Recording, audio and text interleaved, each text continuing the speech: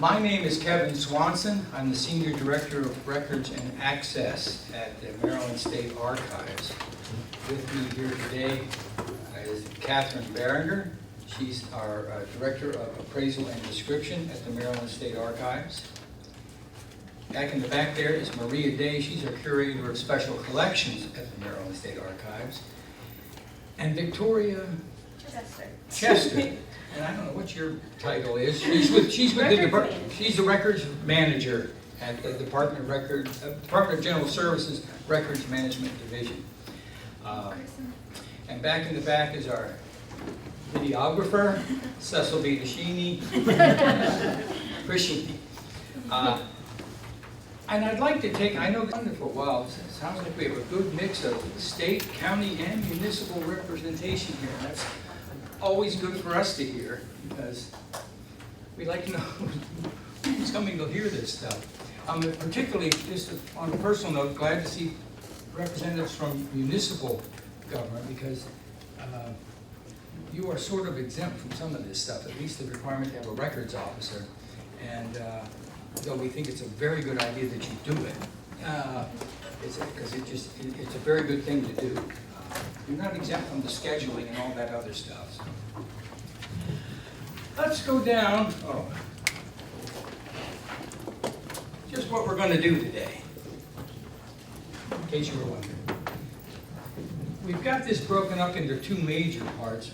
Basically, the first part is sort of the upper level, I won't say philosophical, but it's the upper level kind of considerations about records management, what it's good for. You see, we have roles and definitions of records management. We talk about special collection, something some of you, well, you probably have but haven't thought about, because you don't recognize it as something that might be of value. Things like that banner hanging on the wall over there. That might have some value as something to be kept. And we want to talk about we call it the cornerstone of records management, which is the records inventory. Then we're going to take a break. Then we'll get into the nuts and bolts of the process, doing schedules, doing disposals, and doing transfers. And that's the stuff most of you want to hear. That's why we do it last, so you have to stay. We did it first, I believe we'd go after the break. We're not getting But we'll jump right in. I want to encourage you, if you have questions along the way, please ask them. If it's something that we're going to cover later on, I may ask you to jot it down and bring it up later so we don't disrupt the whole presentation. But I want questions. I know you have questions. I'm amazed that there's this many people who are spending some of their valuable work time coming for some training. So it indicates to me that you have questions. First, the legal stuff. Most of what we're talking about today, well, you can read this, it falls under state government article, section 10608 through 10611, and in COMAR. These are available off of our archives website. I encourage you all to visit and make use of the archives website. There's a section for government that deals, under government, that deals with records management, transfers, and everything. It's all there in lavender, and many of your questions can be answered there. Also, I want you to remember the name Kathy Berenger. If you have questions about any of this stuff, she's the person you want to contact. And can I give you your number? Oh, sure. Okay. It's 410-260-6467. And she and her staff can answer, if not immediately, they can answer any question you might have. Oh, I'm sorry, there was a question. I saw a hand. Oh, no, I guess not. Change your mind. All right. I think they might want to know how to spell the last name. Oh, B-A-R-I-N-G-E-R.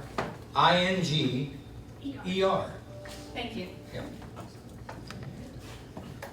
And just sort of an advisory, we are in the process of looking at these regulations, the COMAR regulations. which have to do with records scheduling, to in fact simplify them. A lot of this stuff dates back from the 70s, when it was a paper world, and where things like the quantity of records mattered. It really doesn't matter now. Somebody mentioned to me that I guess the county is digitizing everything. They want to get rid of their paper. A lot of agencies are doing that, and that's a good idea as long as you have some safeguards and quality control built into it. And of course, a record schedule that allows you to do that. But we are going to be revising those regulations, we hope, in the not too distant future, and you'll get a blast on that. Tell me of any changes, but hopefully it'll all be for the better. We always try to make things better. Sometimes we succeed. The first part we're going to talk about here is roles and definitions. And let's start first of all with what we do. Victoria here is representing Records Management Division. And I mean, you can read this stuff. They study records management, they assist agency records managers. They are basically the first line in helping you develop a retention schedule. Now, 30 years ago, there was a whole corps of records managers up at Department of General Services. They had 6 record specialists at one time. You're the only one now. Yeah. And how long have you been there? February. So she might not have the institutional knowledge of some of this stuff. No knock on you. But if there's one idea you leave this session with today, I want it to be this. Don't overthink this stuff. You already know how to do this stuff. You just don't know you already know how to do it. It's really, in concept, it's all pretty simple. Individual cases can get complicated, but overall, it's a simple process. The archives, well, we are the repository for all records that have been identified as being of permanent value, meaning they have to be kept to the end of the republic. And that's at the state, county, or municipal level. The value, the appraisal of records is done and documented through your record schedules, which can change over time as what you do changes over time. But that's basically our 2 roles. We also do a lot of, by default, we've had to fill in and supplement what DGS can do in helping with schedule development. And we're happy to do that because that's the keystone to making our jobs possible, let alone easier. And here you see that this just lays out what I mentioned we do together. We help define archival records, that is, help identify permanent records in your schedules. Assist with the creation of schedules, procedures for transfers, records management guidance, and work with you. Also, you should know if you are a state agency and you have non-permanent records that you need to keep and you run out of space, Victoria can help with that at the State Record Center. Records of permanent value that you no longer need for your current operations can be sent to the archives or offered to the archives anyway. And there's more. Now, here's something you might not have known. You are all public officials as defined in the law. Okay? As you see, it's an official of state, county, or city, or town in the state, whether elected, appointed, or hired. And it's one of the responsibilities of every public official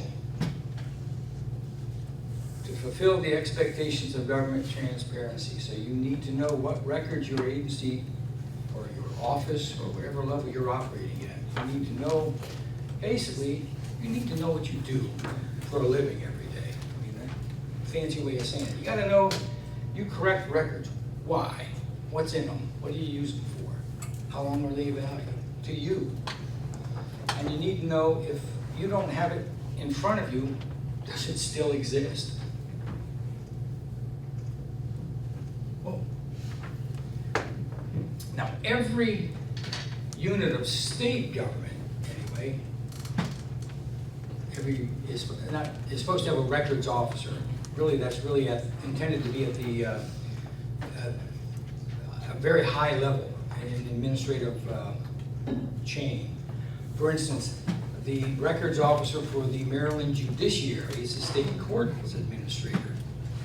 Now, that doesn't mean that the state courts administrator is writing schedules and whatever. She, of course, delegates that, but the fact is, stuff has to cross her desk and have her signature on it. That should be the same in everybody here from a state agency. Counties and municipalities don't really have to do that, but it's a very good idea. And I would urge you to go back and agitate for that with your own units of government. Somebody should know what's going on with your records. But I'll speak generally, because even though most of you here are from county municipal government and don't have a records officer, the records officer is very important because it serves as the point of contact between the government unit and the archives and records management. That's obviously an important thing in the development of retention schedules, doing records transfers, and all this other stuff. And again, there's a reference to where that is in the law, in case you don't believe me. Now, this is kind of not a trick question, but since we just said you are all public officials, Just a quiz. just a quiz, yeah. Throw out a. So, county librarian. Is the county librarian, if you have a county librarian, a public official? How about a volunteer at the county library? No, no, no. Or a subcontractor. You have a cleaning service that comes in, cleans your building. Are they public officials? No, no. You must be elected, appointed, or hired by a unit of government to be a public official. But everybody who is one of those is a public official and shares some responsibility for the records management operations of that agency. All right. This is where I try to get across you how you already know how to do this. Say we all manage records in our daily life. For example, you get bank statements every month. Do you keep them for a while? Maybe a few months, maybe a year. But you don't keep them forever. Photographs of the kids. You keep them. Your shopping list for the grocery store.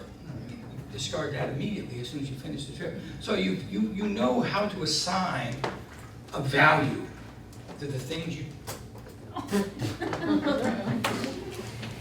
My goodness. It's a sign. You already know how to assign a value to the records you create or receive, and how you know how long you need them for your current business at home. And when you no longer need them, you get rid of them. Well, it's just applying that same concept to the records you create or receive as a public official.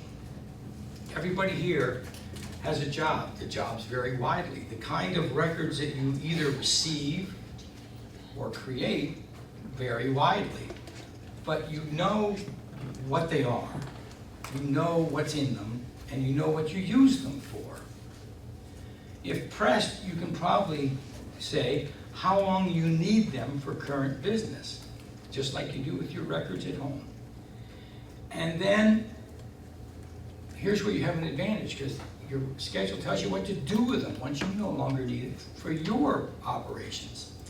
If it's been identified as a permanent record, it's offered to the archives.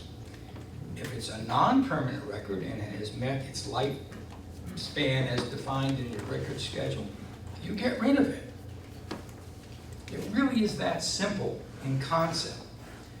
There's only two things that can happen to a record, a public record. You destroy it or you transfer it to the archives. You don't offer it to the Genealogical Society. You don't offer it to the public library. You don't take it home. You laugh. All of these things have been done in the past. It was common practice, I'll tell tales out of school, common practice in the Baltimore City Police Department when long-term officers retired. They took one of the old court dockets with them from the 1850s or 60s, things, souvenir. If they wanted it, yeah. I mean, it sounds unbelievable, but they did.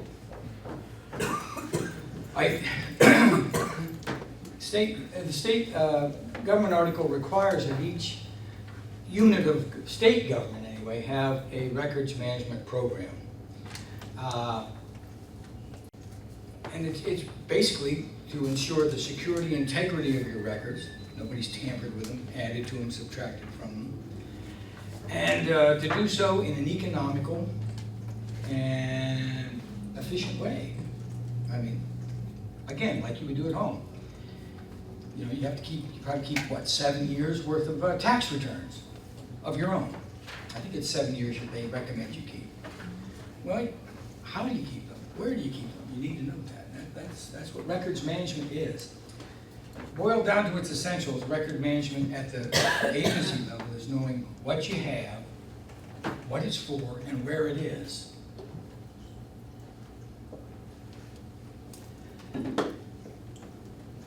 These are some of the benefits, and you know, these are, again, I think self-evident.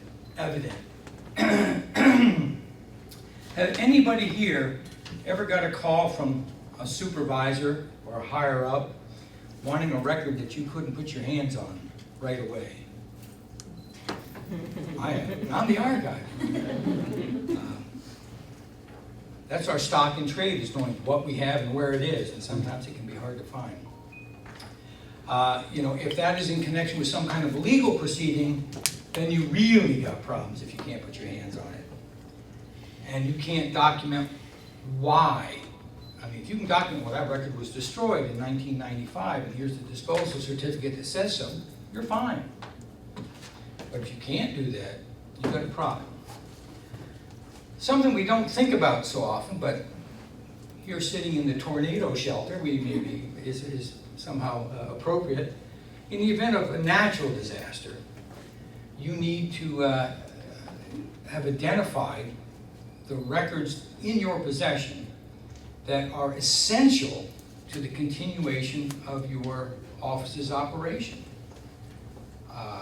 You know, and that's going to vary. I mean, you may find that, well, nothing's essential to the operation of this agency because in the event of you know, a hurricane that levels the town, is it going to matter that we can open, I don't know, the library? Maybe not. I mean, but you certainly are going to need the fire department and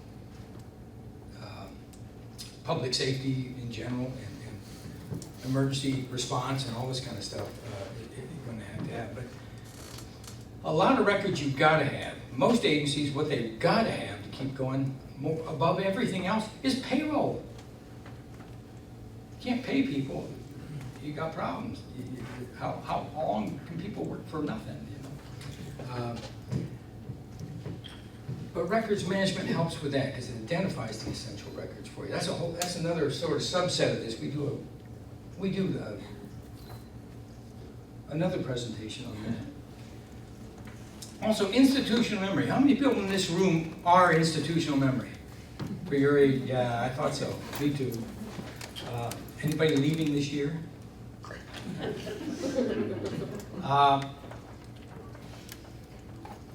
Losing longtime employees is always painful and traumatic. A sound, well-established records management program can help alleviate that, because at least you'll be able to find your records. You'll still miss the person, but not for that. And lastly, as we said, litigation. I don't know, anybody, you all get PIA requests? Mm-hmm. Are they a challenge at times? I mean, we don't get very many at the archives, because the archives, we have a lot of records, but they're not really governed by PIA because they're publicly available. The PIA is really to get at our agency-created records. We have very, very few of those, and nobody wants to see them.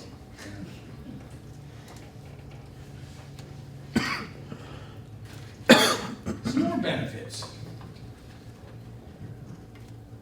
It's, well, again, self-evident. Running the office is much more painless and efficient and cost-effective if you know where your records are when you need them and can put your hands on them quickly and easily.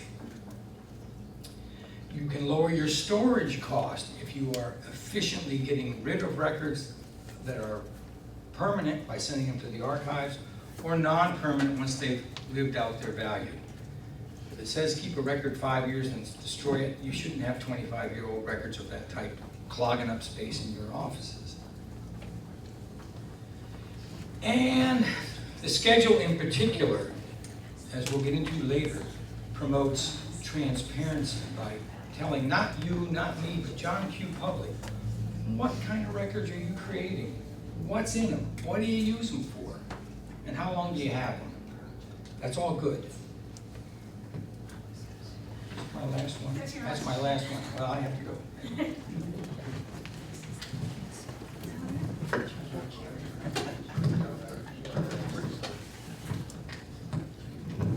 All right. Now, if we're going to talk about records management, we're going to have to talk about what records are. Records are defined as any documentary material created or received by an agency in connection with the transaction of public business. So created or received. Now, it's very common for people when they think of records to think of paper, but records can come in any kind of format. Who can name some other formats that a record could come in? Email, faxes, photographs, videos, audio, Calendars and telephone books. oh, calendars, We're oh, talking litigation. social media, microfilm, yes. So it is the content and the function that helps you define whether or not it's a record, not the format. Now, if you have records, you also have things that are not records.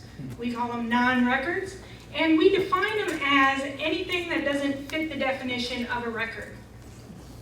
The most common type of non-record would be a reference material. Maybe you have a phone directory or a printed copy of the federal tax code. Another common type of non-record is an access copy. So you have a record, you put it on the photocopier so you have a copy that's handy for your own use. That's an access copy made for your own convenience, not a record in itself. Now, for reference copies and reference material and access copies, you keep them for as long as you need them, and then you can get rid of them. There are some non-records, though, that have historic value to them. We call them special collections, and we're going to talk more about those a little later.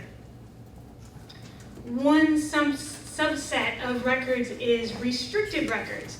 How many people here make restricted records? Nobody. We're a very transparent group. All right. Well, by default, in Maryland, all government records are open to public access unless there's a specific law or regulation that restricts them. But even if a record is restricted, it's still a record. So everything we're talking about today applies to restricted records just the same as unrestricted records. One thing that can get a little confusing is when there are multiple sets of the same records. For example, maybe I have personnel files, but the HR department have duplicates of my files. So who has a record copy? Who should put it on the retention schedule? The advice that we give is that if it is a record that you need for your job, and particularly if you need to make sure that you have it for a certain amount of time so that you can do your job, you want to put it on your retention schedule, even if there's another agency that puts theirs on their retention schedule. Sometimes you have the same series duplicated in the same agency.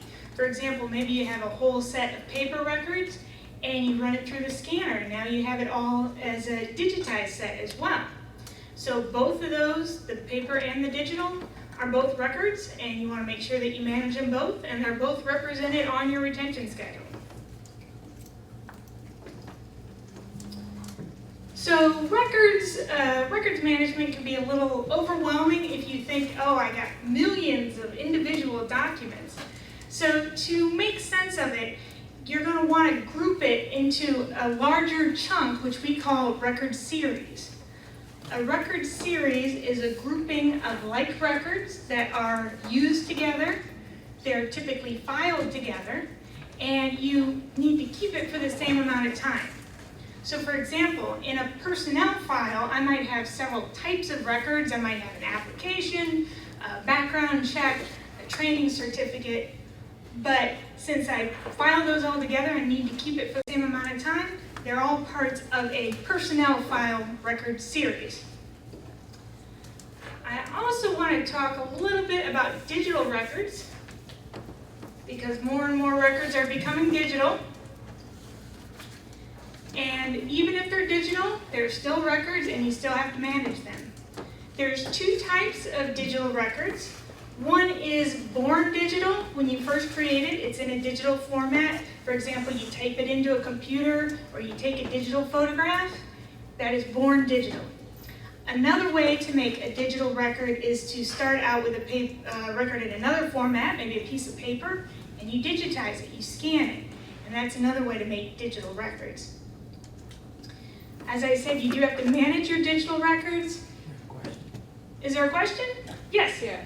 If you scan the original paper document, and it's permanent, do you have to retain the paper as well as the digital, or can you just keep it digital? So the question was, if you have the original record in paper, and it's a permanent record, and you scan it and you have a digital copy, do you have to keep both the paper and the digital permanently? And you don't have to, you can decide, but you want to make sure you document it on your retention schedule. And when we get to retention schedules, we'll talk about some sample language you can use so that you're defining exactly what you're doing with the paper copy and the digital copy. Okay, thank you. All right. So you do have to manage your digital records. I would not recommend saying, oh, digital storage is cheap, I'll just save everything forever. That's not very efficient, and it's not very sustainable. Another thing you want to remember when it comes to digital records is you have to make sure that it is accessible throughout the whole life that you're going to keep the record. So for example, if you need to keep a record for 50 years, I wouldn't recommend putting it on a CD and putting the CD in a shelf in your basement, because it's not going to be there in a couple years, let alone 50 years. Another thing you want to remember is that if you're going to use a digital record management system or specialized software to make the record, you need to make sure that you can get out of that system, because at some point you're going to want to be able to either delete a record out or export a record out so that you can transfer it to the archives. And probably you're going to want to be able to export out of that system and get into a new upgraded system. So you need to make sure that you have that capability. It happens sometime that an agency will buy into a new system, and it's not until they need to get out of it that they realize that they didn't buy that module, or that the company went out of business and they can't get it out. So you want to make sure you think of all this stuff in advance. All right, so that's our definition on record. So I'm going to give you a little quiz, and you tell me if this is a record. Parking ticket. Yes. Yes, that's a record.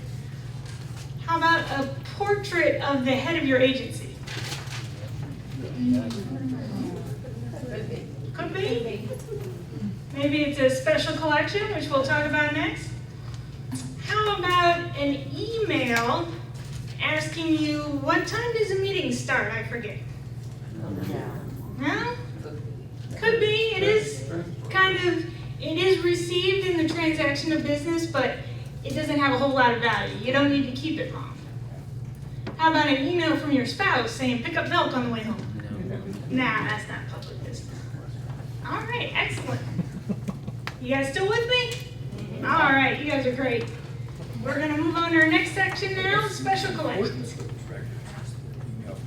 Good morning.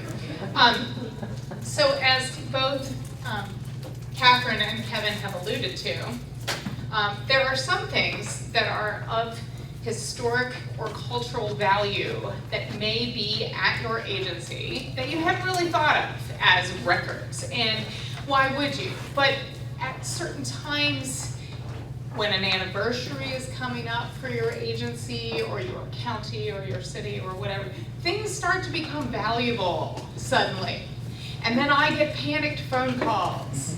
Maria, do you have anything that's related to the history of whatever? Yeah, so things that may, just take a survey someday around your particular agency or office and look very closely at things that are non-records and see if there's anything that might have cultural value or historical value someday. Or maybe they've been sitting around so long that nobody looks at them anymore. I remind you that Kevin pointed out that wonderful banner up in the corner back there. Who knows? It might be of historic value. There's a plaque under it that says something. It's just an interesting curiosity. So anyway, I'm here to kind of put in a pinch, keep in the back of your mind that you might run into things that are special collections. And what is a special collection? There is actually a law from the legislature that created the state archives, and in the same breath they created part of the code that says that the archives has to collect things of historical and cultural value. Now they list things like historic newspapers and church records, but these are included in lots of different categories, and I'll tell you what some of the other categories are in a minute, but that the archives has the authority to publish and distribute and share with the people of Maryland and anyone else who's interested these records, and that they're supposed to, we are as an agency supposed to be encouraging people to know about the history of our state. And when I say the history of our state, I mean local communities, individual groups, groups whose voices aren't always heard in the state, all of those too, not just the official entities. So my question then to you is, do you have records, or non-records shall we say, that aren't on your retention schedule that may be of historical or cultural value to the state of Maryland? I point out just a few examples of things that are part of the collections that I curate. Frederick Douglass's birth record, believe it or not, is a special collection. Why? Because it was a private ledger book that was in the hands of the individuals who were owners of the plantation on which Frederick Douglass was enslaved when he was born, okay, over 200 years ago. So while normally we think of birth records as being something that are always at the state archives and they're always part of a government record series, there is a time before the state kept birth records. And even more so when people were born in bondage, their records may really not be public records. So it's really fortunate that the descendants of this family, the Antony family, realized the historic value of these records in the 1960s and made sure that they came to the state archives, so that last year when we celebrated the bicentennial of Douglass's birth, we had the record on view. That's a big deal. He's probably one of the best known people of the 19th century, period. In addition to that, we have records that relate to the ancestry and backstory of some of our important public officials of the state. I have a photograph in the lower right-hand corner of Governor William Donald Schaefer. Long before he was governor, he served in World War II. He was a hospital administrator who oversaw all of the wounded from D-Day. So big deal, and here he is posing with his parents in military uniform. Lantern slides, also maps and geographical records. Things that are published materials, like a map in the upper right, may actually be of historical and cultural value, even though it is not a unique item. It is still important in our archive. And I'm not quite sure why those captions are reversed. It's very odd. They weren't like that before. Anyway, so what kinds of things might these non-records be? They might be things like cassette tapes, reel-to-reel tapes that are lying around in someone's office or cabinet, maybe. I've definitely seen that. They might be old, other kinds of digital software that we have long since thought of being outdated and unuseful, and what in the heck is a zip disk anyway, kind of thing. So just keep an eye out. Not everything that you find in these formats are records, but they could be. They could be. Look especially for things that relate to important commemorations, anniversaries, state or national events. There definitely are celebratory occasions which have things that are produced in your community or in your agency that are of historical or cultural value later on. But I especially want to reiterate, think about things that are in older formats that you would just ignore in 2019, because they may have historical value someday, even though they're old, and they may be slightly inaccessible to you.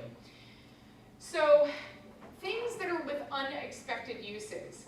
I just want to mention quickly why these things become important later. They become important later for transparency. They become important later to educate and to commemorate. Give people ideas throughout. You might have citizens or communities that need access to your historical or cultural materials someday, because it may be part of their history that they want to honor or celebrate. I get a lot of local organizations coming to the state archives, calling my office, asking about, well, do you have this photograph of when Governor Schaefer came and, opened the new bridge in our town? It was a really important day, and we had lots of celebrations surrounding it. Things like that are calls that I get. So I want to point out some of the unexpected things that I've encountered. We have, well, it's not terribly unexpected, but we have an amazing collection of historic flags that used to be on view at the State House, and they were on view from the early 1900s until the mid-1980s. And by that point, they had been exposed to light for so long and were tattered, and the State Archives was getting its brand new building, which is now not brand new.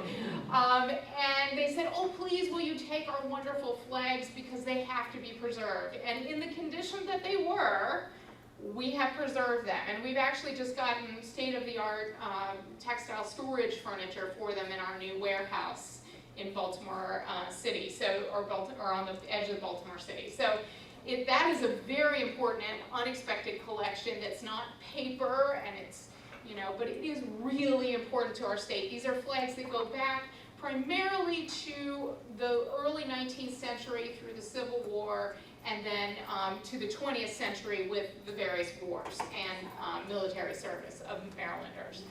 I also want to mention things like, some of the manuscript records from Mason and Dixon are in our archive. Yeah, so those are valuable.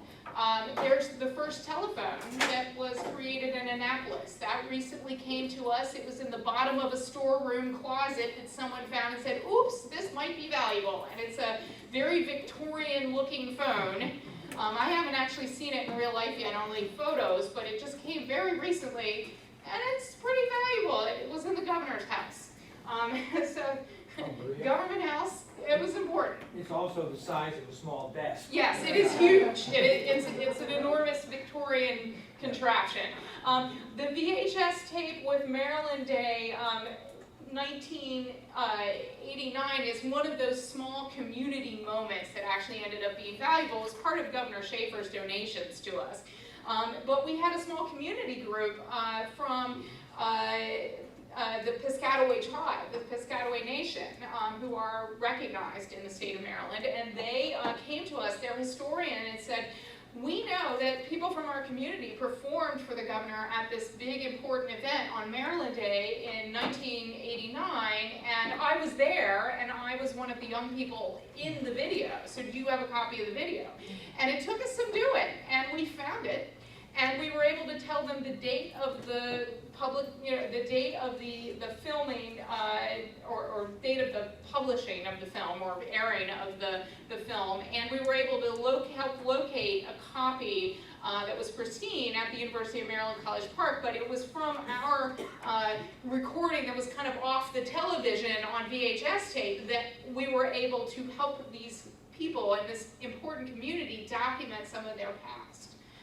So rare artifacts, things that might be unique, that you know don't exist anywhere else, yeah, those might be a reason to call us. And what do you do when you find these things? Because not everything that's a non-record, as we've been talking about, is a special collection. Well, what you do is take some photos of it. It's always good to have a few record photos if it's something that can be photographed. If it's a tape, don't worry about it so much. Just give us a call. Then maybe get some information, collect, maybe there's somebody who is close to retirement or who is recently retired from your agency that knows about this material. Call them, maybe call a senior manager, maybe they've been around your agency for a while. Record some information about it so that we can get a baseline of what you think this is.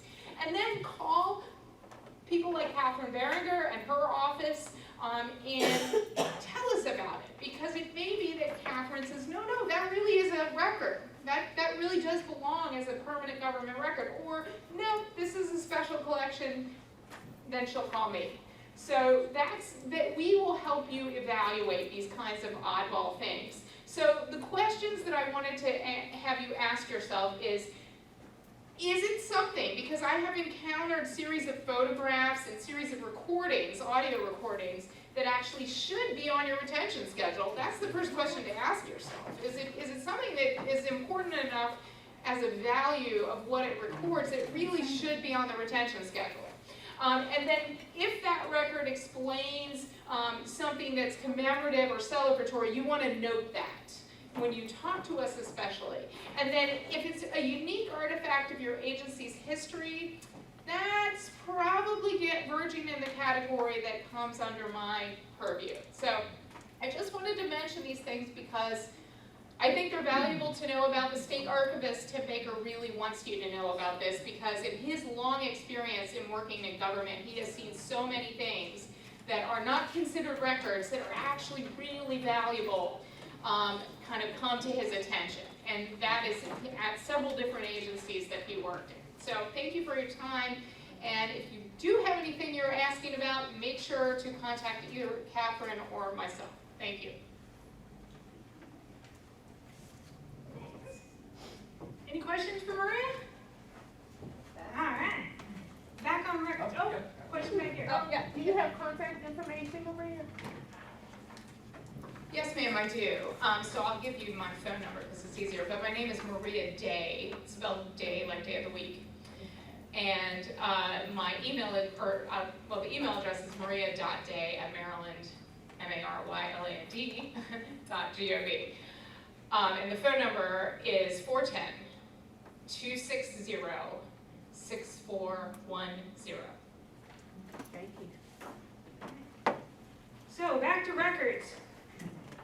Now we think there's two main cornerstones to a records management program. One is the inventories, which we'll talk about now, and the other is retention schedules, which we'll talk about next. The records management law and code says that you must maintain complete and accurate inventories. And that just means that you have to know what you have and where it is. Now, inventories can actually be pitched at a lot of different levels, from the high level bird's eye view right down to the nitty-gritty, what exactly is in this box level. But each level is helpful. So if you start at the top level, kind of a general survey of what you have, we're going to talk about making retention schedules. And the first step that we recommend is to start with this kind of high-level general survey of what we have. Well, I have a filing cabinet here that has personnel records in it. And next door is my secretary, who has all her boxes of correspondence and the log that she uses to track that correspondence. And across the hall is the fiscal department, and they have a filing cabinet of accounts receivable and another one of accounts payable. So this is just that first step, getting an idea of what you have, what you use it for, and where it is. When you start writing out your actual retention schedule, then you get into a little more depth. You go series by series, and you gather more information, such as how much of this record do I have, what years do they cover, and what do I need to know to be able to access those records. Finally, you get into that real detailed unit level, box level, drawer level finding aid, which tells you, if I need the 2012 capital budget report, what drawer do I need to go to find it? And this level inventory is going to come in real handy whenever you need to find something or provide access to something. It's also going to help you, we're going to talk later today about disposing of records and transferring records. Those detailed inventories are going to let you report exactly what you destroyed or exactly what you want to transfer. Now, that's an inventory. Some people confuse indexes and inventories. Who here knows what an index is? A couple people, okay. They're similar, but they're different. An index is different than an inventory. An index is defined as an ordered listing of headings that helps you find information organized in a different manner, which isn't super helpful when it comes to definitions. Another way of saying it is if you need something else other than an inventory to find a specific record, that something else is usually an index. I like just to give an example. I think that's the easiest way to explain what it is. The circuit courts have a lot of criminal records, criminal case files, which they organize by the case number. But it's very rare that somebody's going to come in and say, I want case number 100. They come in and say, I want the State versus John Doe from 1982. And the court knows that that's how people are going to ask for it. So they create an index, maybe a book, maybe a database, but something that lets you look up John Doe for 1982 and find out that his case number is 100. And then you can go to the inventory and find out that, well, case 100 is in box 2 on shelf 3 in room 201. Now, what you need to remember is that indexes are records too. So you need to manage them just like any other record. And of course, you want to keep an index for at least as long as you are keeping the records to which they refer. Also, if you are going to transfer records to the state archives and those records need an index, you want to transfer the index along with the records. I have another example here showing the difference between an index and an inventory. On the top, I have an inventory which tells you exactly what room you need to go to find certificate number 500. On the bottom is a listing of names that I can use to look up the name that I have and find out what the certificate number is before I go to the inventory and find the actual certificate. So that's our section on inventories. Any questions? All right. Well, I think we should take a break. What do you guys think? All right. I know you say you work like that, but like, Hello?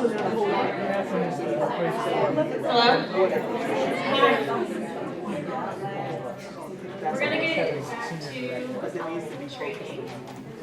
And the next part is probably what most of you signed up for this training for, which is our next cornerstone of retention schedules. This is pretty much the most essential thing in records management. In order to capture all your records, you need to have a retention schedule. So this section is long. We're going through the schedule in its entirety. If you have questions, feel free to ask them. In your handouts, we have a blank copy of the cover sheet and schedule for you guys, so feel free to jot down some notes or anything like that. So like I said, the retention schedule is your document that shows all the types of records that your agency creates, and it'll also explain if you are destroying them during a certain period of time or if they are permanent, which will go to the archives. This schedule gives you authority to transfer or destroy. So you need this schedule in order to capture what you're going to do with your records. You can't just have a record and say, oh, I want to keep this forever. It has to be documented on the retention schedule. An internal policy is definitely not enough. You need to follow this retention schedule. Sorry. Okay.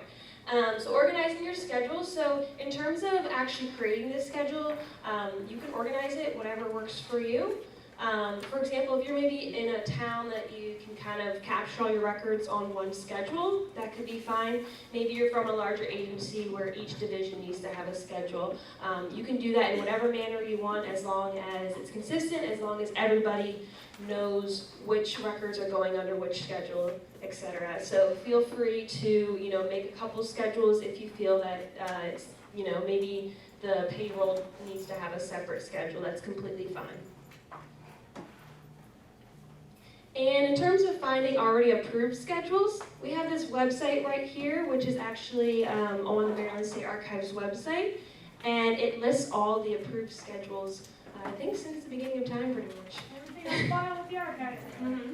Yep, so, if you, let's say you have a schedule number, you can search it by that, you can search your agency name, whatever you need to look up, it'll be on there. And we'll actually show them the actual website, to kind of get to it or anything. Bring it up or We're just going to kind of show you how to get to the actual website, just to kind of give you a brief.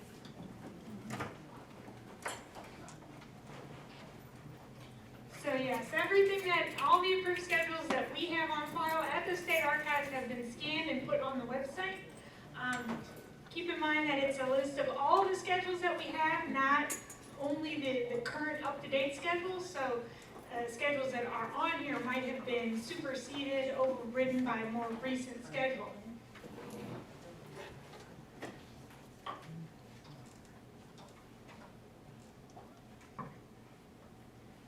Now this is actually in our Guide to Government Records, which is a catalog of all the government records that we have at the archives that was transferred to us by another government agency.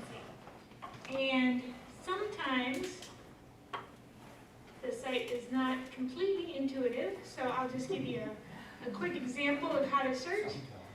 This is the state agency, an understatement, right? This is the state agency schedules. We have the county schedules is separate, and then the municipal schedules are separate from that. So you might want to look up to see if your agency already has a schedule, or maybe you want to have a look and say, well, what are all the other fiscal agencies doing? What about all the other cities? How long do they keep their personnel records? So this would be a way to look at what other people are doing. Again, you want to focus on the most recent schedules. At the top of the page, there's a description about what retention schedules are. If you scroll down, you get to the very long list of approved schedules with the oldest ones at the top of the list. You can do a search. If you use this filter item box on the top of the list, you would change the column to filter on to description, which is the column where we put the name of the agency. And then in the filter criteria, you would type in, I would suggest a keyword that would show up in the name of the agency. You want to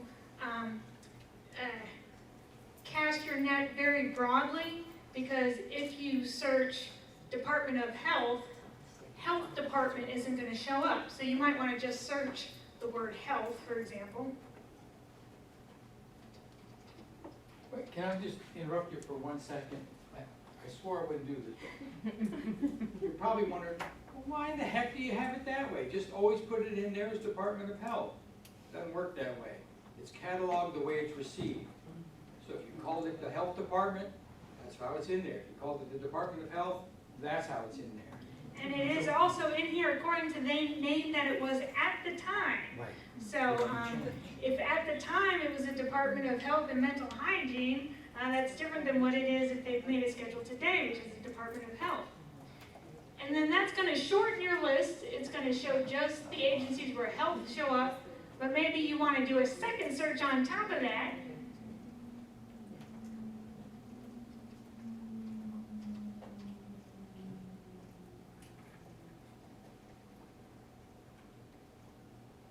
So you see now it's filtering by both the word health and public. And it gives you a list there. And any one that you want to look at, you just click on the links. And you get lots of options to get a PDF of the actual schedule. Any questions? Yeah. Our agency is using a retention schedule that's 15 years old. Is that, it's a state agency, is that common? So the question was, is her agency is using a schedule that's 15 years old, and is that common? I wouldn't call it uncommon. As we'll talk about later, keeping your schedule up to date. The regulations do say that you should review it at least every 2 years. If, That doesn't mean you have to that doesn't change mean No, you have to I change. know, but review it. If it's We still, have the most current one, we checked that, but I If was it's- just surprised. if it's still accurate, you can keep using it. If not, you might need to update it after 15 years. Yeah, the idea is, remember, a schedule, sorry, I'm interrupting again. A schedule is supposed to reflect the reality of operations in your office.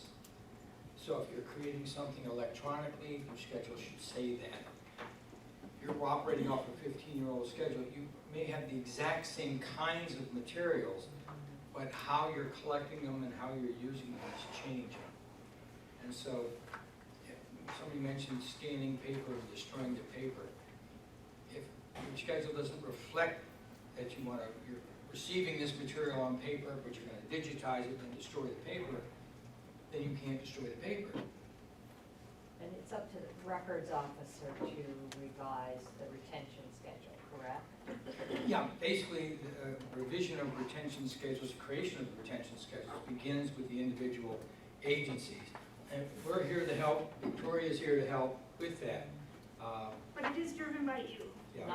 I'm not the records No, officer. the agency. Yeah, And- got it, But not exactly. us, we're not gonna come to No, that. that makes sense. And I should also say that if John Q. Public wants to know what your current schedule is, we send them to you, because you should have it.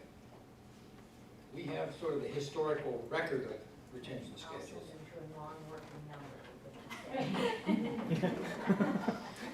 Now you're thinking like government. Hey, take it along. Yes, question. I will ask this knowing that this will come up later, so I accept that as your answer, but since it was on the screen, I thought you guys have said that PDFs are not basically a good way of saving which scanned documents, which I'm interested to see that on PDF, and Excellent. it's way easier than TIFF and stuff, so I'm. Sure, the question is, why are we putting up PDFs if PDFs are not a real good archival copy? We keep an archival copy of TIFFs, and then we create a PDF for the deliverable version. So we're using PDFs for ease of access, but this is not the archival copy. This is a consumable. Yes, The TIFFs are huge, that's They a can problem be. with having them, so. yeah. All right. Sorry about that. All right, so next we're going to talk about amending and superseding an existing schedule. And if you actually look at your handout on the cover sheet, you'll find there is a portion where it says amending or superseding a schedule, which is pretty important. So if you already have a schedule but it's outdated, as somebody had just referenced, you have two options. You can either amend the schedule, and you will only include items that you're either changing or adding. And once you turn it in, and an archivist signs it, then it'll give you two active schedules. If you're superseding a schedule, let's say you have a really, out-of-date old schedule and you just want to change the entire thing, you can supersede it by replacing the existing schedule. And it'll include all the record series that you want to capture on the schedule. And once it's signed and approved, it'll give you one active schedule. It is pretty much easier to supersede, but you have the option to either amend or supersede a schedule. I know this sometimes confuses people. Does anyone have any specific questions or have any experience with that? We are like part of 9 of 9. Our schedule has several departments in it. So if we wanted to amend, we would supersede the schedule, just one department, purchasing. We want to change ours. So you're saying that the schedule that is currently active has like 9 departments in it? Well, not 9, but maybe 9 pages, but maybe 4 or 5 departments. But you're just one But small you want part. to change one small part Yes. and of leave the schedule. rest as it is. Right, No. You have to amend it amended, okay. because you want that currently existing schedule to still exist. Right, So let's say that your department is items 4, 5, and 6 on the current schedule. When you make your new schedule draft, you're gonna say that it amends schedule number and give that first schedule. And you're gonna item the numbers 4, 5, 6. It's the same item numbers. So then we know that that first schedule is still in existence except for 4, 5, 6. You look at this second schedule. And the numbering Department of General Services numbers the schedules. So if your schedule is 100, the first amendment is 100A, and then the next amendment is 100A1, and so on, which is why if you keep amending, it might get a little confusing, and superseding might be easier. I'm going to interrupt you again, because there is one other possibility which is out there, where you're neither amending or superseding the schedule. It's not uncommon that there just is no schedule for your agency or office. That's actually more common than you think today because of, we're reorganizing government every other day. When the Department of the Environment, for instance, was created out of natural resources and other stuff, there was no Department of the Environment schedule. They just took over all these old schedules. Not really the way to do it. But there are also a lot of agencies that have no schedule. This is more common at the county and municipal level than at the state level, but it still happens. So the other possibility is you're just creating a whole brand new schedule. So it confused a couple of our attendees at our first session because we hadn't provided for creating a schedule. They did the supersede or amend, and there are certainly instances where that happens. Any other questions about that? Okay. All right, so the next portion of the training, we're going to go over the approval process step by step, all the way from you guys creating the schedule to it getting approved. So this is just kind of a brief overview of the 5 steps. So the first step is you're going to create your schedule. So the forms that you have in front of you now are the cover sheet and the schedule, and DGS 55014 and 55015 are the numbers. So if you have those in front of you, you have the correct form. The next step is to do an informal review. Now this is going to save time, this is going to save paper, all those other things as opposed to if you just sending it in. So what you're going to do is you're going to submit an electric copy of the schedule. You'll send it in and we'll provide email addresses for that in just a little bit. And you'll get feedback from us. Usually it depends on how many we have, but I've seen a turnaround around 2 to 3 business days, just depending on busy times and all of that. But it does save time and it saves paper because you're sending it electronically. And then once you're ready to make your official submission, you will submit 3 copies with live signatures of the schedule to our mailing address, and we'll provide that to you later on as well. And we need 3 copies with 3 signatures. So not 1 signature, 2 copies of that. We need 3 with 3 signatures on it. And then the 4th step is you'll be awaiting feedback as we review it, and it goes through the Records Management Division, which is me, and then I'll send it to the State Archives and they'll review it as well. And then the fifth step is it'll get approved by the State Archivist. Yeah, go ahead. You gave 55014s. One has approval by the agency records officer, one has approval by the director. Which is it? We've used the director in the past. Are our forms mislabeled there? So he was asking who should sign. You can have it signed either by the head of the agency or the agency records officer. Yeah. In some cases, those are the same person, but in most they are not. But again, the idea is to have somebody at a high level within the organization aware of what's going on. It doesn't have to be the secretary in our case, if the records. Yeah, No, the no. records officer The signs records it. officer can do it, sure. Any other questions? Okay. All right, so the first step that I had mentioned was creating the retention schedule. So you are first going to make a survey of all the records that you have, what format they're in, how you access them, etc. And then you're going to determine how long it has value to your agency. Are you using it every day? Have you not looked at it in 5 years, etc., etc. All right, so next we're going to go over the first form, which is the cover sheet. It's pretty self-explanatory, but we'll just go over it very quickly just to kind of make sure that you all know what the specifics are that you need to include on the schedule. So this is, as I mentioned, the DGS 55014, and you only need one of these per schedule. So the first section at the top is the schedule number. Please leave this blank. I have the wonderful duty of marking each page with the number. A couple weeks ago, just marked a 100-page schedule 3 times, so that was fun. But we will assign the number. We have a system. For example, a state agency, it's just going to be a set of numbers. County agencies, it starts with a C, and then it has numbers, and then local, it's an M, and then it has a set of numbers. So leave that to us, and we will assign it a number. And obviously, once it's approved and everything, you'll have that number for your reference. And the next section, it just has the agency information.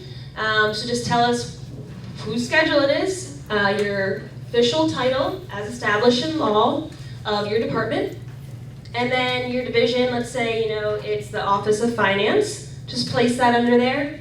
And then either list your website, your mission statement, that just determines what it is your agency is and why you are creating the records. So as we mentioned a little bit earlier, we'll have the schedule information. Now, if it's a new schedule, you don't have to write anything in this section. If it's superseding a schedule, you'll have to cite that existing schedule number on the superseding line. And same as well as if it is amending something, you will cite the schedule number there. Can I ask a question? If you're superseding a previous schedule that has been amended, do you have to list all the amended schedules too? Anyone? Shoot it out to the class. Good idea. Yeah, it's probably a good idea just to list everything.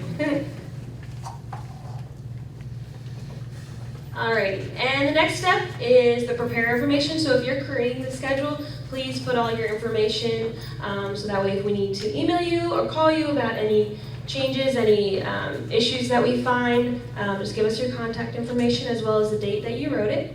And then have your agency directors, typically a records officer, sign it and date it. And the last section, you're going to leave blank.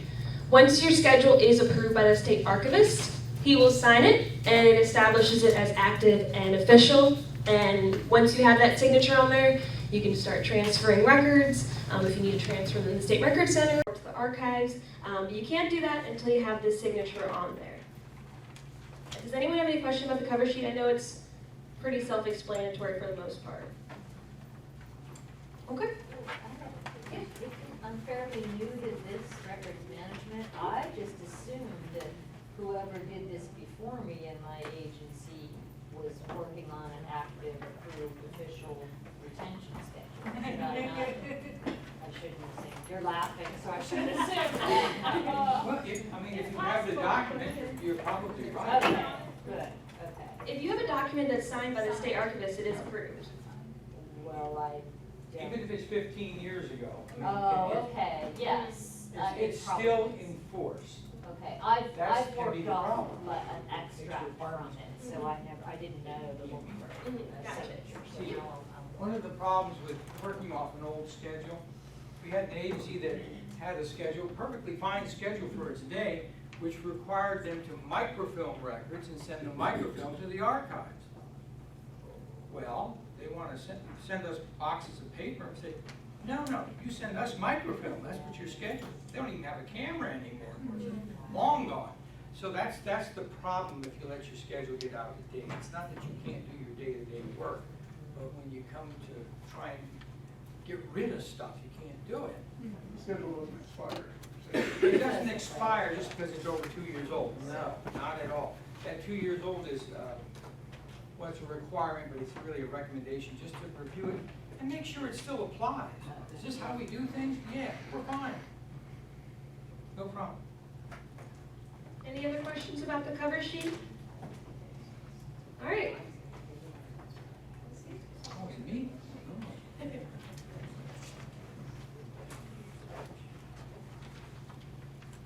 I know, this is the fun part. This is the real meat of your schedule. And one of the changes we've made, in addition to making this electronic, is that, you know how many of you, if you have an active schedule, you have 40 items, 80 items, however many items listed seriatim on pieces of paper. This has one form for each series. That makes it much easier to make changes on one item. You don't have to mess with redoing the whole thing, make minor changes. But in your handout, if you go to the third page, you have an example of one of these that we thought was a particularly good example of the kinds of information you want to put in these various forms. Again, at the very top, there's you can't see it on here, but there's this schedule number box. You would leave that blank.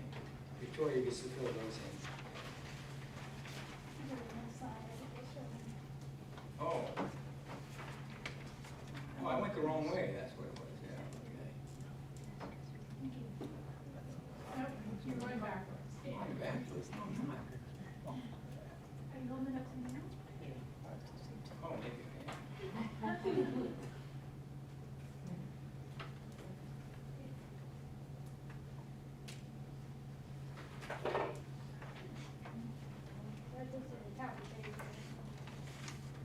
I was in the right places.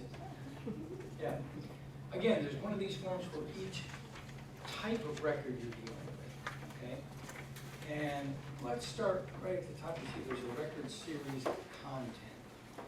Now, the reminder, Kathy talked about what a record series is. It's a group of related records that deal with the same thing. You know, I mean, yeah, it's like trying to explain to somebody how you tie your shoe. Everybody knows how to tie your shoe. But trying to describe to somebody how to tie their shoe, and it gets very complicated very quickly. You know you have various types of records that you deal with, and here's where you'll describe them. And if you look on here, now you, if you're like me, know nothing about the Department of Transportation Emergency Division. But this schedule, as this inventory is filled out for you, would enable the layman to have some sense of what this record is and what it's used for. So you see in the content part, he's got there, it contains declarations of transportation emergencies under handicap. So the authority for making the declarations and what's in them, is in such a file, and sometimes versus hours of service later. He tells you other related information you might need to know connected with that series.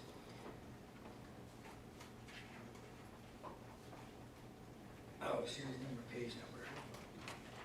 If you know you're going to have 100 items, this is one of 100, one of 10, whatever. function, series function explains, well, as you'd expect, what are these things used for? Why does your agency create these records or receive these records? And as you see on your example here, these records document public safety considerations factoring into these emergency declaration statements. I mean, that tells you what this is all about. And the idea, as I say, this is good for you guys and it's good for us guys who have to sort of decide if this is a good schedule or not, but it's really written, your real audience here is the Maryland public. So that they can look back on this schedule, they can look back on this schedule 100 years from now when it's long out of date and they'll see, oh, here's what those guys were doing with my tax dollar or great-great-granddaddy's tax dollar back in 2019. Organization or arrangement, that again is pretty self-evident. Does anybody here have a record series that has no organization to it? I mean, most things are alphabetical, or they're numerical, or they're chronological, they're arranged somehow. Here's where you put down how they're arranged, it's that simple. Now, as Kathy again mentioned earlier for indexing, if there's some other thing you have to refer to know where to go to find the one record you want, that's an index, and you want to describe how that is. I mean, whether, and you might need an index even if the records are arranged alphabetically, because they might be alphabetical not by the name of individuals, but by some topic or subject instead. So it all depends on how the records are organized. This is not telling you how to organize your stuff, it's you just reporting how in fact you have them. So is that, everybody clear on that? This is a very important one, restrictions. Some records, I mean, I noticed nobody raised their hands when they asked about restricted records. Anybody here from Register of Wills, you have restricted records. Open estates, nobody can go in and look at them, right? There are records you have that may have, the most common restrictions are in the law, and those are the easiest to document. Cite the code. What says they're restricted and for how long? Just put it in there. The default setting in Maryland is that public records are open for public inspection at any reasonable time during normal working office hours. So any exception to that has to be not just noted, it has to be documented. I won't say who, but many years ago, I had a call from one of the county boards of educations, and they wanted to transfer some old minutes of their meetings from the 40s and 50s, but they didn't want anybody to see them because they had a lot of now non-PC discussion on race and what have you. They didn't want that out there because a lot of these people were still alive, some of them still serving. And I said, I can't restrict that. They're quote the law. What law says these are not public records? These are 4 minutes of public meetings. You can't restrict those things. So you just can't restrict things because, well, this might be embarrassing to the secretary. It doesn't work. Yes? We do have closed session minutes, and we would obviously be able to cite the Open Meeting Act too. But we could send those, I mean, they are permanent records still, being minutes, but we could send those and they will just be closed for public inspection. Well, they're closed if, I mean, yeah, there has to be some legal basis for closing them. And generally, if there's a legal basis for denying access, there's also a legal basis for appealing that, or getting around that. And the more of that you can put in there, the better. Because when people come to us and all I have is, well, you can't look at this. That doesn't get very far with the public, I tell you. But if I can say, well, I'll give you the most common example that we run across is adoptions. People want copies of, or want to see their adoption files. It seems like a reasonable request. They're the person. But the law is biased against them, and they really can't get into their own adoption record without a court order. And so, but that's how you do it. I said, well, you're going to have to go to the court and the court will get the file back from us, and a judge will review it, and the judge will make a determination how much or how little of that file, if any, you can see. But that's a process I can explain to somebody. Say they might not like it, but here's how it works. Even for a closed meeting, it's not closed forever. Will it matter in 50 years? I mean, I have no idea what the law is on access to closed meeting minutes, but there must be something, though. That's giving the General Assembly too much credit. Usually they don't think these things through when they put restrictions on access to things. There's no end date in sight. But it's very important, if there are restrictions on your records, that we know about it, because you know your records far better than we are ever going to know them. And we depend upon what you tell us when that record comes to us with how much access we give it. If we have nothing, it's open to anybody. That's the default. Just keep that in mind. Yes? So if there is discovery and an attorney has, well, it will be redacted, I've seen it, redacted language as part of the litigation discovery, we wouldn't have to cite anything in that because what's been redacted can't be read by the public, right? So. And then you would send a file with us with redacted content. I guess. We give what we get. It's already been That's, I thought, there's no extra filtered. work. in No, there's that. no extra work there for you, no. Can I repeat the question? Oh, I'm sorry. Yeah, the question was if you had material somehow that had been redacted, say in response to a discovery action by an attorney, would you have to note that in your restriction? No, because there are no restrictions on that document. It's already been filtered. It's already been redacted, so that's fine. Anybody can see the redacted document. So that's not an issue.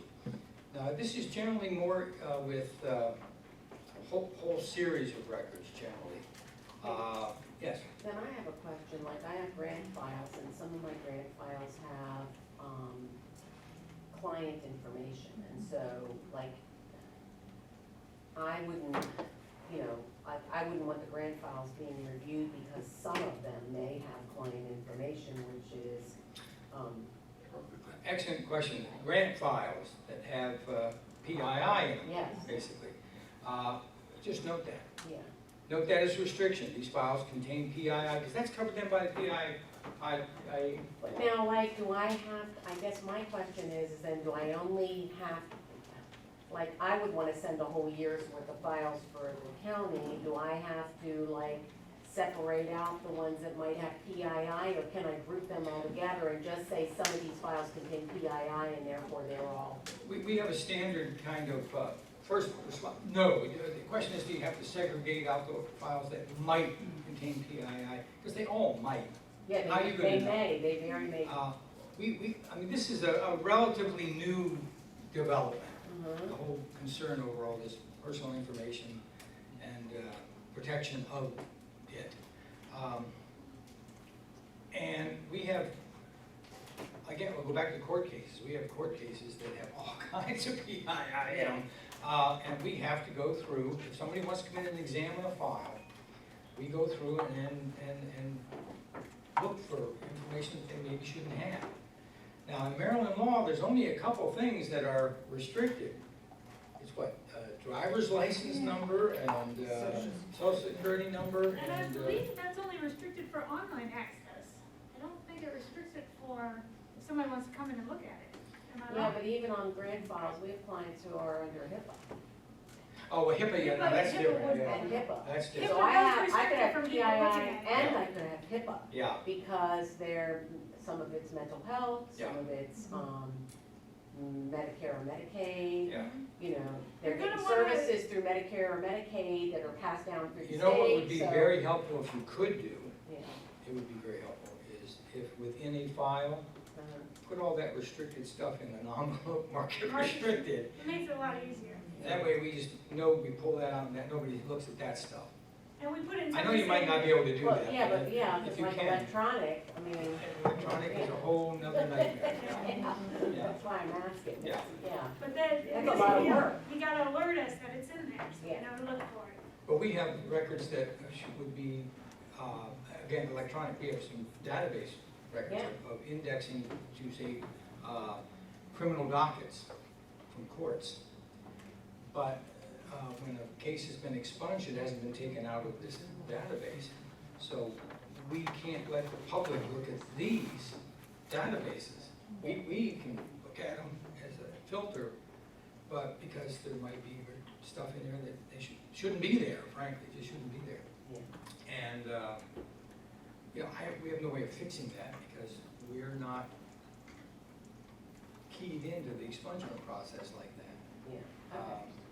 Yes, As a more general question to follow up, then what would you do with personnel records? Because if you're saying that anybody has access to it legally, well, now personnel records. well, Personnel records, There's a law that restricts them. yeah, the law restricts personnel records. okay, Yeah. it makes sense, I'm not aware of it, but obviously it makes sense. And personnel records aren't permanent, So, so we don't usually have to deal with those.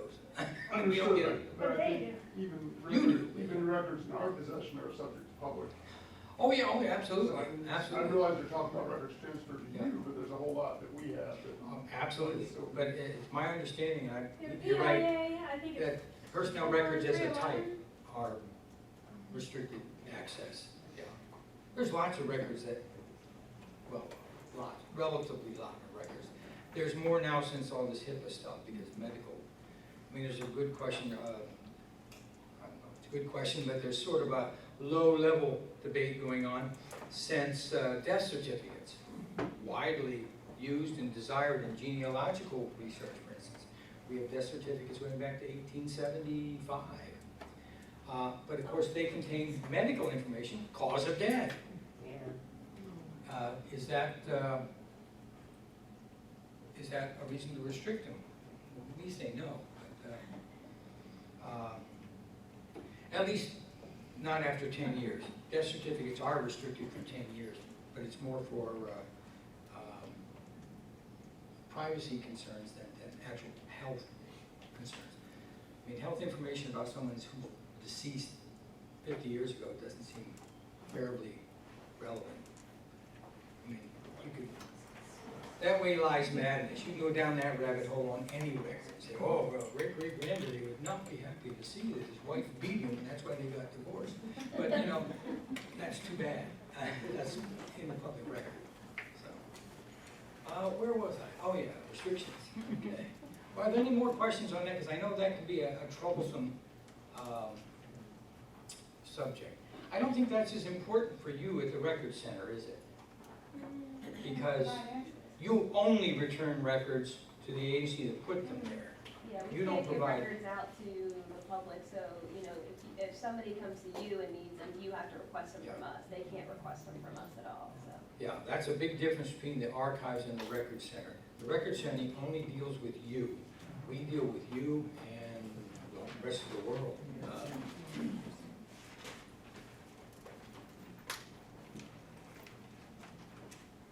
So basically, you said the only things that are restricted were like adoption? No, I'm just saying the default setting for public records in Maryland is that they are available for public inspection during normal business hours, period. Exceptions are spelled out in law. And so if there are restrictions on the type of record you want to transfer, or you're covering your schedule, I'm not doing transfers, these are your schedule. If there are restrictions on the type of record you create, you should be able to cite the law that says that. You can't just make this stuff up. You can't restrict access because you feel like it today. It doesn't work that way. Now, I'm sure you all have those kinds of regulations and laws. I don't know them, but you know them, I'm sure. You know what you can and can't do. Okay, then, next, formats. You see in the example you have there, the hard copy paper. That's the format for this particular record series. Kathy was talking earlier about some of the other formats you might have. It might be a database, it could be image files, it could be microfilm, it could be microfiche, it could be, a combination of all of those. Because the series has changed over time. Anything is possible there, but you want to note that there. Here's where I'm going to get in trouble because I'm heretical. We get down to the volume. How much? You know, this is what seems to cause agency personnel the most trouble in the schedule process. And it is something that I hope to take out of the regulation when we revise it, because this again dates from the 70s. And it was important then because DGS had to try and estimate how much space am I going to need, because remember the time, if you were alive then, you remember that government was expanding rapidly. It was just exploding. Number of records being created was astronomical, going up all the time, and it was all paper. And DGS had to be trying to stay out in front of how much storage space am I going to need to accommodate all this additional paper. And the archives was trying to calculate, geez, how many new buildings are we going to need to accommodate all this new paper? Because you could figure out a certain percentage was going to be permanent. That's not really an issue anymore. I mean, it just isn't. It's not an issue for the Record Center. It's not an issue for us. So, you know, if it's an easy thing for you to do, do it. Give it your best guess, but do not worry yourself into a frenzy over estimating the volume. It just isn't that important anymore. Nor is how much you're going to create each year. It's nice if you know, but it's hardly essential. Don't leave it blank, but just give your best guess. Yeah, put something. A lot. Just like a lot. How much you have? A lot. Give me a lot more.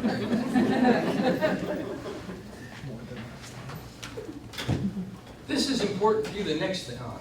I gotta keep the current location. Now, for most of you, I'm guessing your records are mostly going to be in your offices or in a file room within the building or something. But some, particularly larger agencies, might operate one or more off-site storage facilities. You might have records with an outfit like Iron Mountain or something. I mean, I recommend against that, by the way, but that's a whole other discussion. Anyway, you will find this invaluable, and invaluable if all the record series is in the same place. If you have, well, the most recent 5 years are in my filing cabinet, and the next 12 years are down in the basement file room, and after that they're off-site in a self-storage bin somewhere. I mean, it can get complicated, but if that's what you have, put it in there. And that's for you guys more than anything, so you know where this stuff can be found. If you have a regular rotation of files like that. Oh, I forgot. Audit requirements. Audit requirements. You all know audit requirements.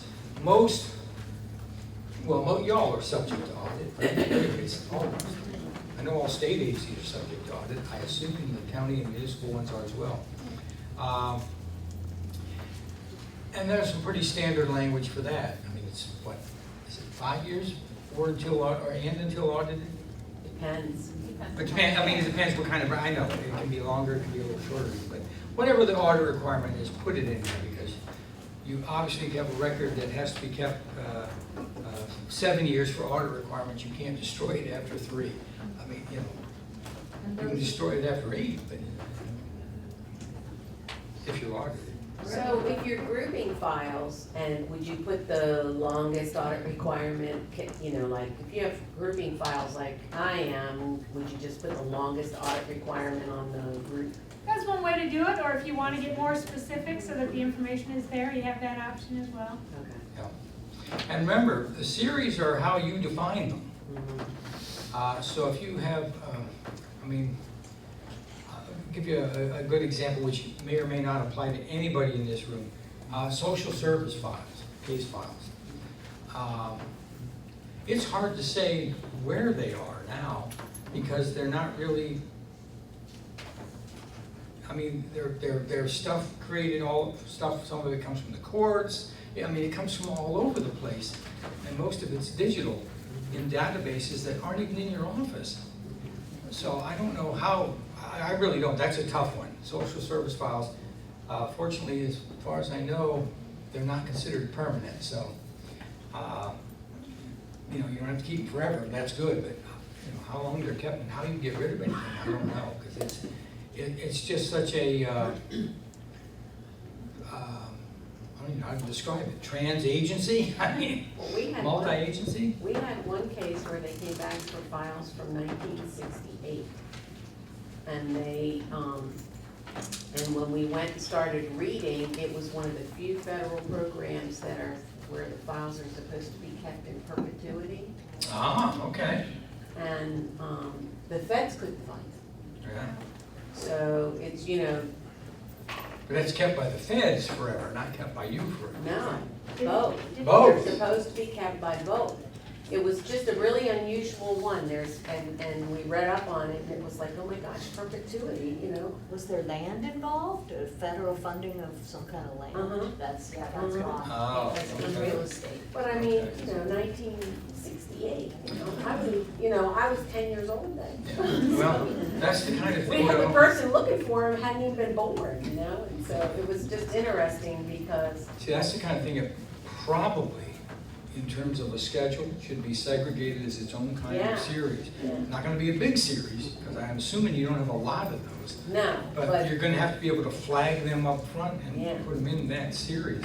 And if they have a but there's, case. that I'm aware of, there's only like one federal program where that's. Wow. If it involves land. And it involves land. Yeah, most things that involve land are permanent. That's that, you can, Yeah. yeah, you can, that's a pretty safe assumption.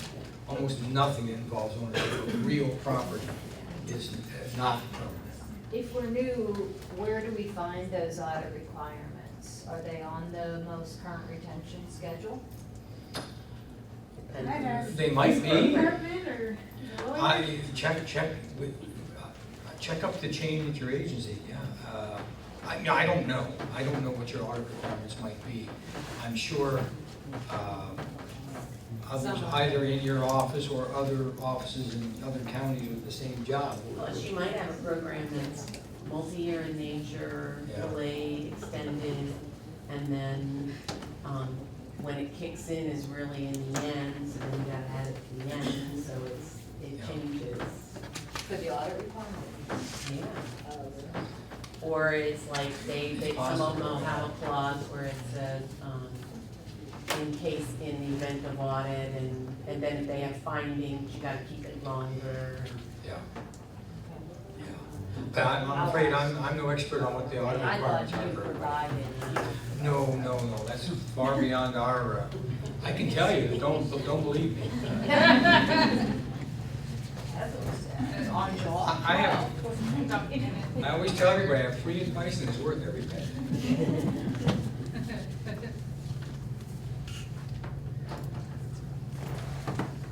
Date span incompleteness, this gives people problems too, and I never really understood why.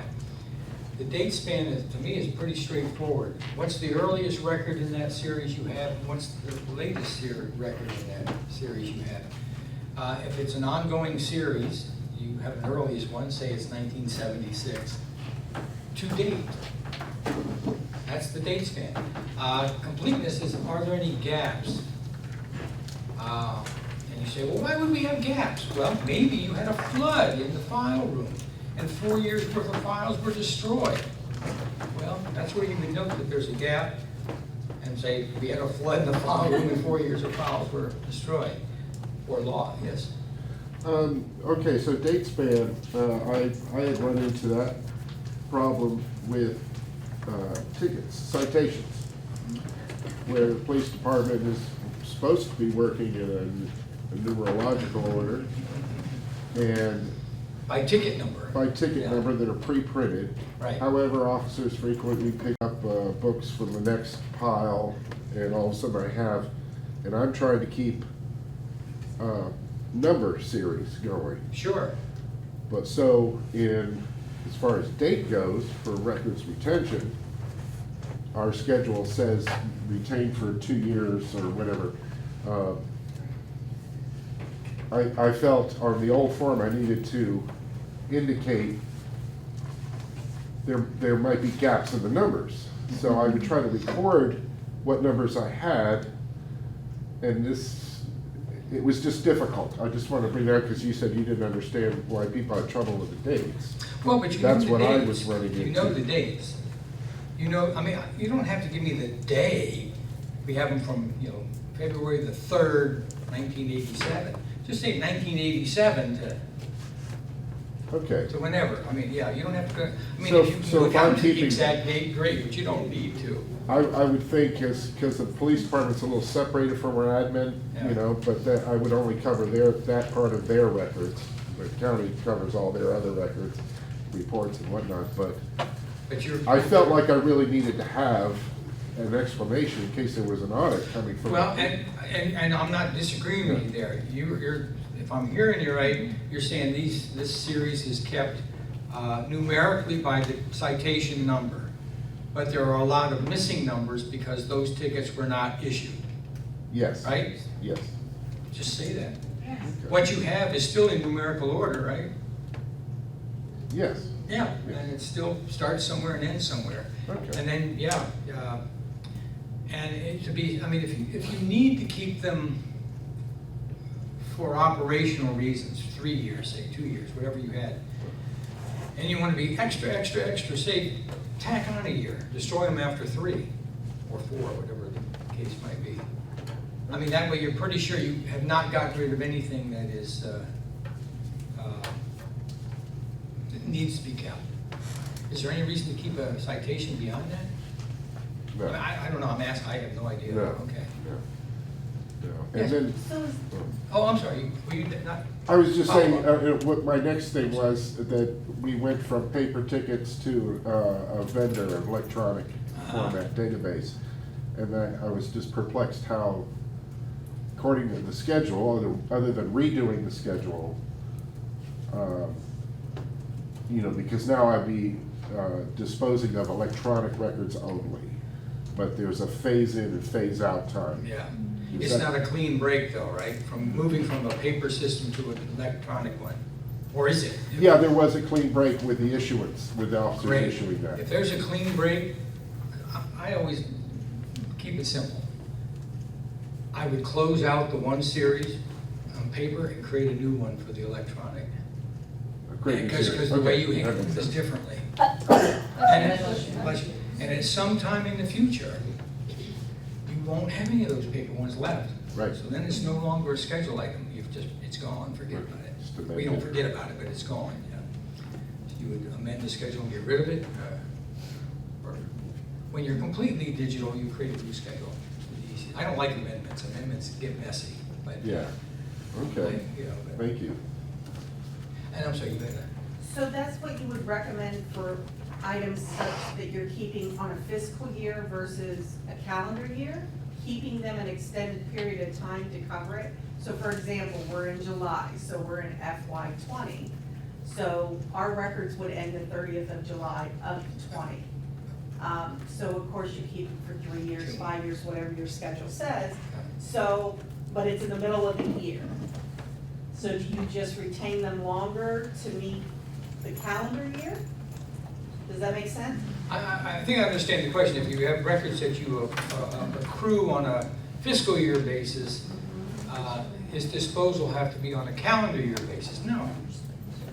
Does it have to be? No, be either way you want it. Okay, Yeah. just make sure it's listed separately in the series. Just how you want it, yeah, whatever your retention period is, Keep, whatever it is, keep 2 additional fiscal years, then destroy or something, however you want to do it. Whatever works for you, how you do it. This is, again, not a document where records management or the archives is dictating you how to run your office. It's asking you to explain how you run your office. And if that's how you do it, fine. As long as it's legal. Any other questions on the date span and trying to find gaps or define gaps in the record series? Again, this is something I encourage you, keep it simple, don't go crazy over it. If you don't know that something is missing, then you don't have to report it. You know, as far as you know, there are no gaps, right? But nobody's gonna take you to court, and I found a missing one here, you didn't report it, that's not gonna happen, so. And the schedule item number, that's, again, you number them sequentially, 1 through whatever, for each of the different series can be covered by this schedule.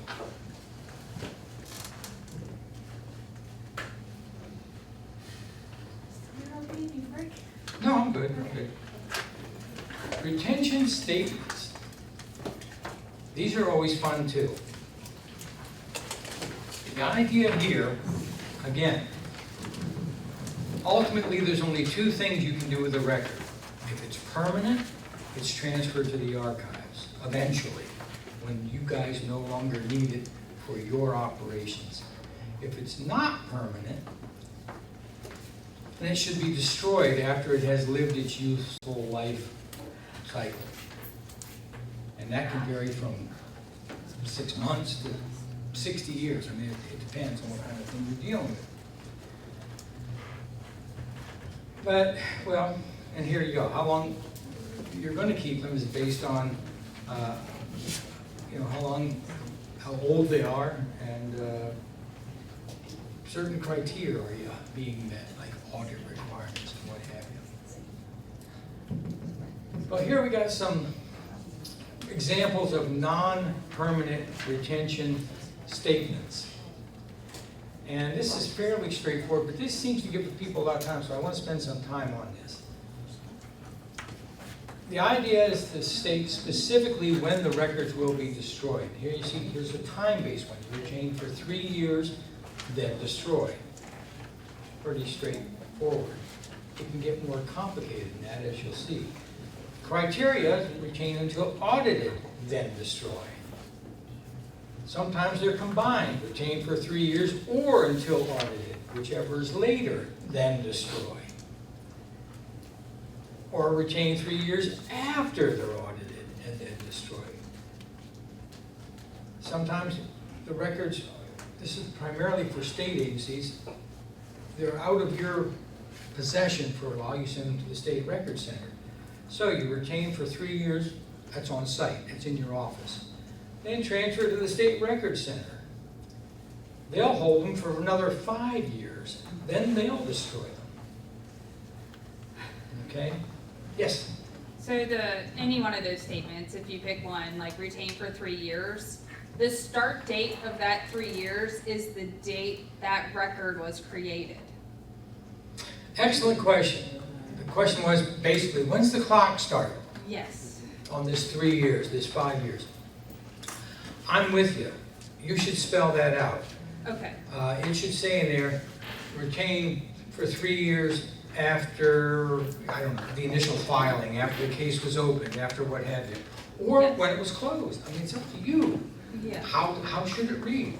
I know that was a problem for many years with criminal files in the court system, because the retention for many years was keep for 12 years, then destroy. Well, 12 years from when? Yes. A case can be, I mean, a criminal case can run for 30 years through all the appeals. What So- was the decision? From the start date, when it was open? Well, the only solid date you have is the start date for a court case. I mean, if you're gonna do, if I'm gonna take all the court files from 1987, I mean, all I've got to is that they all started in 1987, so. But yes, you should, you need a reliable hook to hang that ticker off of. And it doesn't matter to me what it is, just so you know what it is, and it certainly is helpful if you put that in there. I would recommend you should add that. Well, usually, if it just says retain 3 years, that means from when it's created. But if you want it to be 3 years from when it was closed, say 3 years after close. Right. I mean, I know there are some, again, I think it's social service records have to be kept for some period of years after the child turns 18. Who's tracking that? You know, I don't know. So I don't know how helpful that is to an agency to have a schedule with a retention period like that. But I think if you think, you'll come up with a good hook for that. You know how you use these things, you know how they're created, you know how long you need them and must keep them. Permanent retention, you would think would be easier. I mean, but what trips people up a lot is saying when the record will be transferred to the archives. Because that forces you to figure out how long do we need it in our office for current operations. And that is going to vary widely depending on the type of record and, the agency. But here's some examples. Retained for 3 years, then transferred to the state archives for permanent retention. I would add retained for 3 years in office, because this can get more complicated too. This can be retained for 3. Well, you can't send permanent records to the records center. So once they leave you, they come to me. And they also have an event criteria here. Retain until the license expires, then transfer to the state archives for permanent retention. I don't know, unless you have a license, I guess all the licenses issued in a given year would expire in the same year. So I guess you could do that, but I don't know that.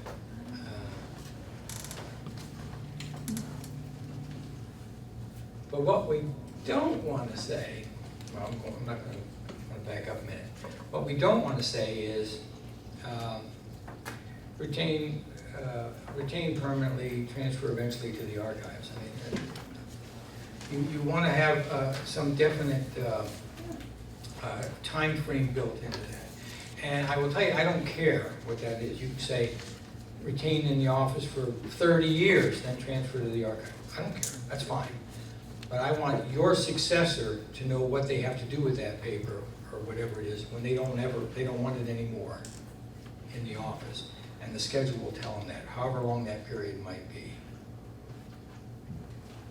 I see some puzzled look. Anybody clear on that? Questions? No? Is this still me? Oh, yeah, statement of examples. Okay. Ah, okay. These are some retention ones for, you asked about scanning and destroying paper. That's what a lot of these relate to. And these are all perfectly acceptable. These are examples. They're not wholly writ. You can vary them as you need to. But you keep the paper for 4 years. That means you're keeping it in paper form. Then you're scanning it to archival standards, which are very minimal. So 300 DPI TIFF, basically, is an archival standard, black and white TIFF. And then you can destroy. You keep the images for 20 years and then destroy. This is for a non-permanent record series. Is anybody scanning non-permanent paper or film into digital form? Yeah. Yeah. Okay. Well, then something like this could apply to you.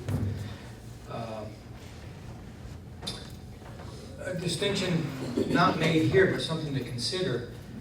There's a difference between, or might be a difference between, sort of day forward. I'll give you an example. On a certain date, the courts started scanning all the land records brought in for recording. Well, you'd bring in your deed or your mortgage, and they would take it from you. They'd scan it and hand it back to you. So they never had paper from a date forward. They've also gone backward and scanned in a lot of the earlier stuff from paper and film into a system called MD LandRec. We helped put together with them. Now, we didn't destroy any of the records before the court started digitizing. We just aren't creating any new paper or film from that day forwards. Going back file scanning is what we call it. That can always be challenging, but The main thing is you gotta have good quality control. And if you've got to check what you're doing. And this is not new. 60 years ago, 70 years ago now, the brave new frontier was microfilm. And agencies were scanning or microfilming stuff left and right. And in many cases, destroying the paper. Well, they hadn't done proper quality control in the film. Some of the film's crap. I mean, you can't read it. The paper's gone, so it's all there is. You don't want that to happen. And frankly, it's easier with scanning to get a good result. Film, you don't know what you have till you've developed the film and duplicated the film and reviewed the film, and that's a lot of work. Some others here: retain paper for 4 years, then scan to Maryland State Archive standards and destroy retained images for 20 years, then transfer to the Maryland State Archives for permanent retention. That's for a permanent record series, which it sounds like some of you are doing as well, scanning permanent paper series into digital form. And finally, scan the Maryland State Archives and retain, that should be State Archive standards. Left the word out there. Yeah. And retain paper and images for 20 years, then transfer both to the Maryland State Archives.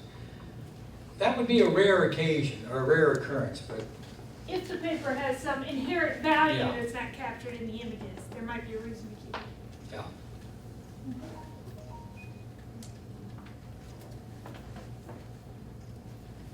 Here's some poor retention statement. Just permanent. No, that's not very helpful. Retain permanently on site. No, I'm afraid you can't do that. You can't do that in your retention schedule.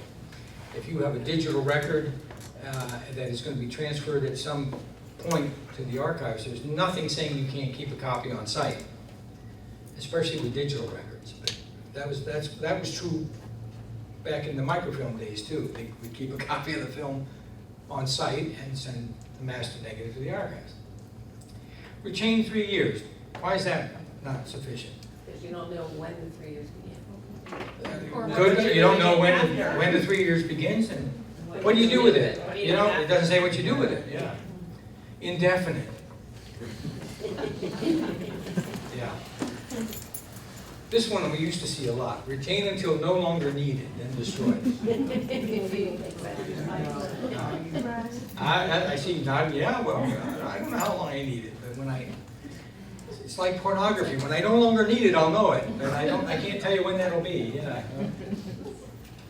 And retain 3 years or until audited, then destroy. What's wrong with that? Yeah, what if the audit is on a 4-year cycle, 5-year cycle, or a 7-year cycle, and you say, it's or, you say, and, you're all right there. Both things have to happen. If you say and, or is one or the other, yeah. Or if you added whichever is. Or if you add whichever is later, yeah, that would make it all right.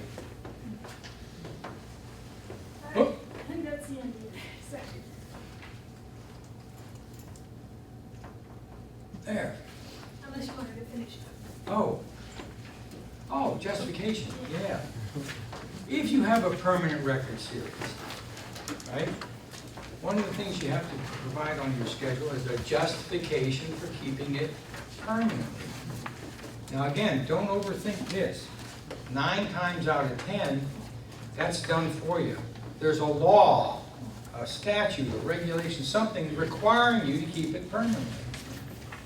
That's what you put in there, kept permanently by, state government article, whatever. There are times, though, when you don't necessarily have that clean a reason for keeping it, but you just feel that it has importance for highlighting the work of your agency, or has an historical importance, or special fiscal importance, and you can put that in there, because there's not always a law telling you to keep a record permanently, and you might know it needs to be kept, or feel it needs to be kept, and we want to talk about that. Most records are not permanent. You already, I'm sure, know that. Most of your records aren't permanent. It's been estimated only about 15% of all the records created are of permanent value. Most have some useful lifespan, but then you get rid of them. This is an interesting, maybe, sidelight. Fella, many, many years ago, it's what comes from being institutional knowledge there, memory, was the records manager for the court in Prince George's County. And this was back in the time when criminal files were not permanent. They were kept for 12 years, then destroyed. Now they're permanent. That's changed, what with DNA and all that stuff. But he, on his own volition, had been culling out of this mass of old criminal files ones of particularly importance historically. He had the case file for the last judicially ordered hanging in Prince George's County. It was in the 50s. It's not like it was 100 years ago. He said that's an important thing to have. I'm sure you don't remember the Cambridge riots, H. Rap Brown back in the 60s. There were case files relating to that. They were kept. It was an important event. And the cases surrounding it were important historically. So that good records officers, good records managers, even if they didn't have the title, had done that on their own in these places. And God bless them, because it was important stuff worth keeping. So, just because you don't have a law you can cite doesn't mean it's not permanently valuable. So, if you think it should be kept, put it on there. And now I will shut up. All right, thank you, Kevin. We had a last-minute speaker cancellation today, so Kevin's section was doubled at the last minute. All right, so you filled out your form. Now we're going to go back to the steps of getting it approved. The second step here is the informal submission. Now that is not mandatory. This is an optional step, but it is highly recommended because you can just email it to us. It goes through an abbreviated review session, and then we can just immediately get back to you by email, and then we can have back and forth, emailing it, tweaking it, revising it. And it's a good way to catch a lot of the common errors quickly and get them out of the way. And then that takes us to the third step, which is the official submission, where you got to print out 3 copies, have the agency head or the records officer sign all 3, mail it to us at this address. It goes through the formal review process, and I can't guarantee that just because it passed the informal review that we won't find anything new in the formal review process, because the formal review process is a bit more extended, more people look at it. But the informal review is still worthwhile in catching, most, if not all, of the revisions that are needed. If in the formal review process we find anything that we have questions or suggested revisions, if it's an easy, straightforward thing, we might just give you a call, send you an email, and with your permission, maybe in a little whiteout, make the changes that are needed. If it's more substantial than that, we will return it to you with a letter explaining what our questions or our concerns or our suggestions are. And if that happens, then you can do the revision, and then we go back to step 2, the informal review, or we do step 3 again, the formal submission and review. But eventually, sure enough, we have all the concerns resolved and it gets approved. The state archivist signs it. That's what makes it active, and you can start acting under it. And there's great relief and joy throughout the land. But as we discussed earlier, that doesn't mean you never have to look at it again. The regulations do say at least every 2 years, review it. If it is still accurately representing your records, you don't have to do anything. You don't have to make any changes. You don't have to contact us. If you do need a change, then at that point you want to draft a new schedule to either amend or supersede your existing schedule. You don't have to wait 2 years to do that. If there's at any time you can do that process. Some of the common reasons that would require a schedule revision are that your agency got reorganized, maybe different offices are now taking care of those records, maybe you're creating a new record that you didn't create before, or you discontinued a record that you had been creating before. Although in that case, you want to keep that discontinued record on your retention schedule for as long as that record exists in your custody, because that retention schedule gives you the authority to transfer it or dispose of it when the time comes. Or you might find that the retention that you put on the records is either too long or not long enough, and you want to revise it. That was a big session, right? How about we take a break? Does that sound good? We'll take a 5-minute break, stretch your legs, get some more brain food back there, and then we'll come back and we'll talk about the nuts and bolts for disposal and transfer.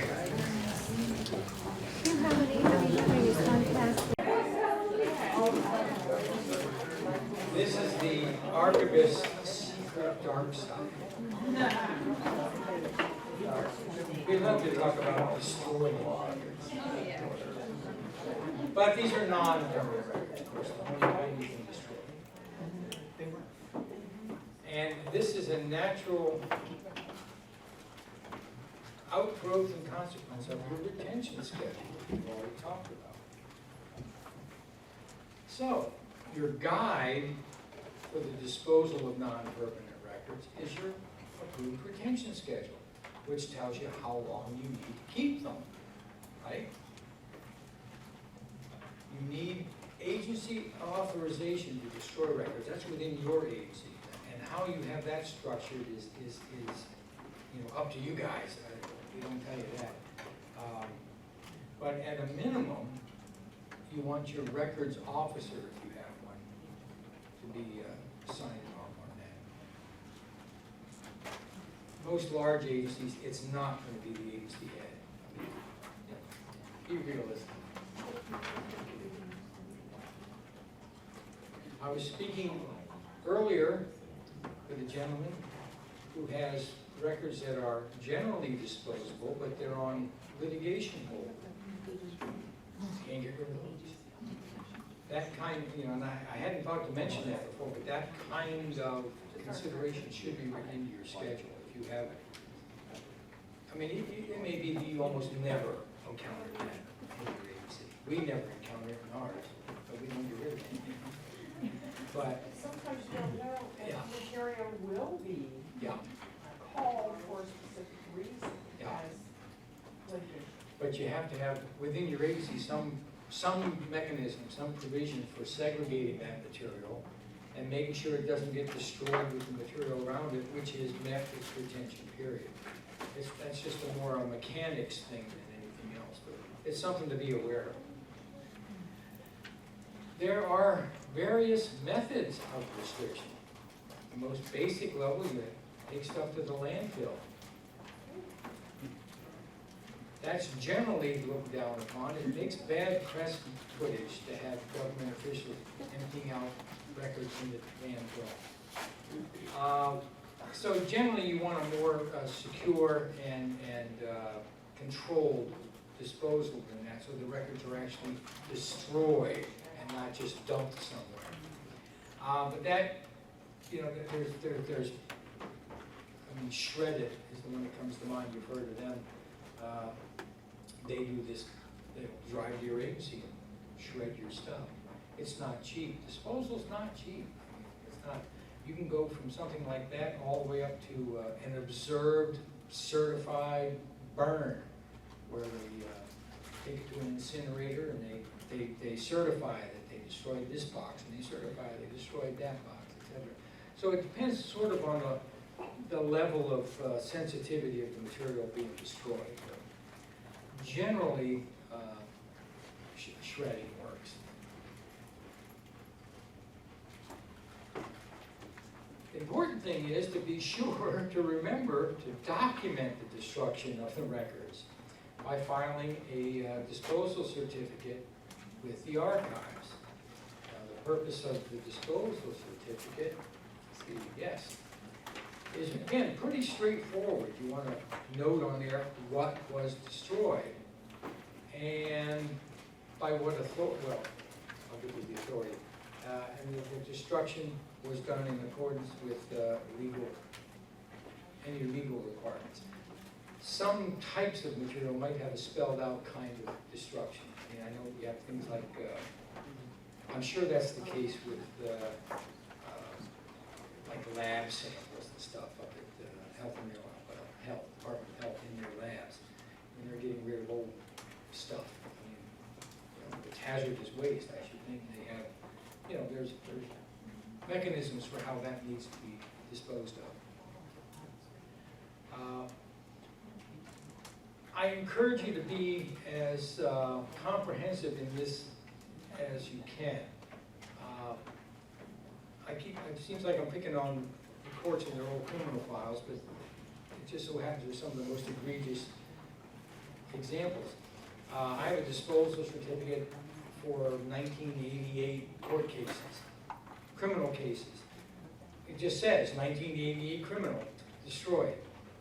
Well, most of them were, but I have some 1988 criminal files from that court. Not a lot, but a few were transferred to us. So they obviously had some still ongoing cases, some open cases that the retention changed between the disposal of most of the 88 cases and those. So when we get a request for a 1988 court case, I can't say for sure, I can't document for sure that the cases were destroyed. I got this thing that says they were, but I know they all weren't. Well, do I have all the ones that weren't destroyed? I don't know. How would I know that? So you want to be as complete and thorough as you can on this disposal in describing what's been destroyed. And if indeed you've gotten rid of all of the license, all the traffic tickets issued between year 1 and year 10, fine. You don't have to go into more detail on that, but just make sure that you did. This would be my caveat.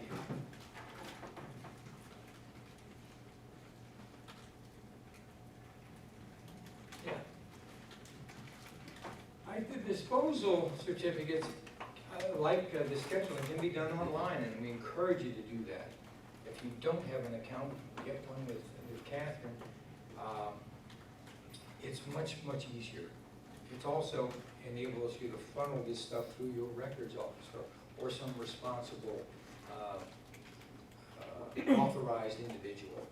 You just don't want any fool filling out a disposal because maybe he doesn't know what he's doing. Maybe he's destroying things that shouldn't be destroyed. I mean, you want somebody who can be held accountable. Now, I mean, you want to know who did this, who destroyed these records. Anyhow, these are fairly straightforward. Let's see, are there various parts in there? Yes. Some of it can be taken directly from, again, the retention schedule. The agency, of course, is your agency. And these forms are in your handout if you want to follow along. Oh, there we go. On what page 4 of the handout? It's okay. In many ways, this is the same way you do your inventory that Kathy talked about to start us off today. You're describing the records however they can be described. It'd be a span of case numbers or file numbers or alphabetical spread or however they're identified. You put in the dates, how much of this stuff there was and how you destroyed it, and the date it was destroyed. I mean, it's pretty straightforward. Again, you've got to think ahead. This document, if somebody's looking for a record 10 years from now, and you can't produce it, and they say, well, where is it? You say, well, you know, here, according to this officially filed disposal certificate, it was destroyed on this date, you know, in accordance with schedule number, blah, blah, blah, which says that it's disposable after 3 years. So it's all, everything's proper, everything's documented, and you're covered. You're covered. Even if somebody says, well, I really need that for a court case, I say, well, I'm sorry. It was destroyed properly and legally before this court case started. I mean, nothing I can do about that. Make sure it's signed by usually the records officer, but by somebody authorized. And the nice thing about doing these things online, if it's signed by, you have to have an account to go in there and create the thing, so they'll be authorized automatically by having an account. So, and then you can submit that electronically to the state archives, where we just file them. So we have a record of these.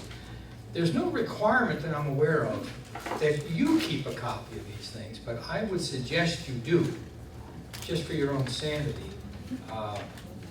It's nice to know and to be able to account for all of your records. And you know what you have right around you, but you don't necessarily know what's happened to the rest. If it's been destroyed, you can document it. If you transfer materials to the archives, you will have a receipt on that telling you what we have, so. Yes? Your comment about the account aside, can the authority to dispose be delegated within the agency? Is that something that is up to the agency how to determine? Yes. I mean, short answer is yes. I'll give you again, pick on the courts again. The records officer is the state court administrator, but she has delegated authority to dispose of records to every court clerk individually, which only makes sense. I mean, they're 24 independent operations. There's no way she can. And does the archives keep a list of who the records officer is? Yes, indeed. Yes, indeed. That's part of the records officer law as well. You have to actually register, register with the archives. It's not hard, but we encourage, again, and the records officer law was written specifically, or the way it got modified. It doesn't apply to counties and municipalities, but we have encouraged counties and municipalities to have a records officer, just for accountability, for transparency, for efficiency, just to know what's going on, so you know where the records are, or where if they don't exist, why not? And make sure that every agency is covered by a schedule. So that's to cover your guys' butts. I mean, if you have a approved records retention schedule and you're following it, you're covered. Nobody can get after you because you destroyed a record identified as non-permanent. If you don't have that, you might have liabilities, you might have exposure there, legally. Because you cannot destroy a record, a public record in Maryland without a retention schedule. That's the way the law works. We have the schedule, but, yeah. But this part is probably where it breaks down. Ah, so, okay. Yeah, that's my question. Well, and again, you're not writing us to get permission to do this. You're just reporting that in accordance with this approved schedule, we did this. We destroyed these records, and you're just recording and reporting just what records you destroyed and how. And somebody is basically saying that they approved this, they authorized this disposal to take place, and it should be somebody who's authorized to do so. Now, when you say approved schedule, approved internally or approved by the state? Oh, by the state archivist. Yeah. Yeah, it's one of the real peculiar things for the state archivist. The state archivist personally has authority to approve schedules, not the state archives, the state archivist. So I guess if there was no state archivist, the whole system would come crashing down. That's job security.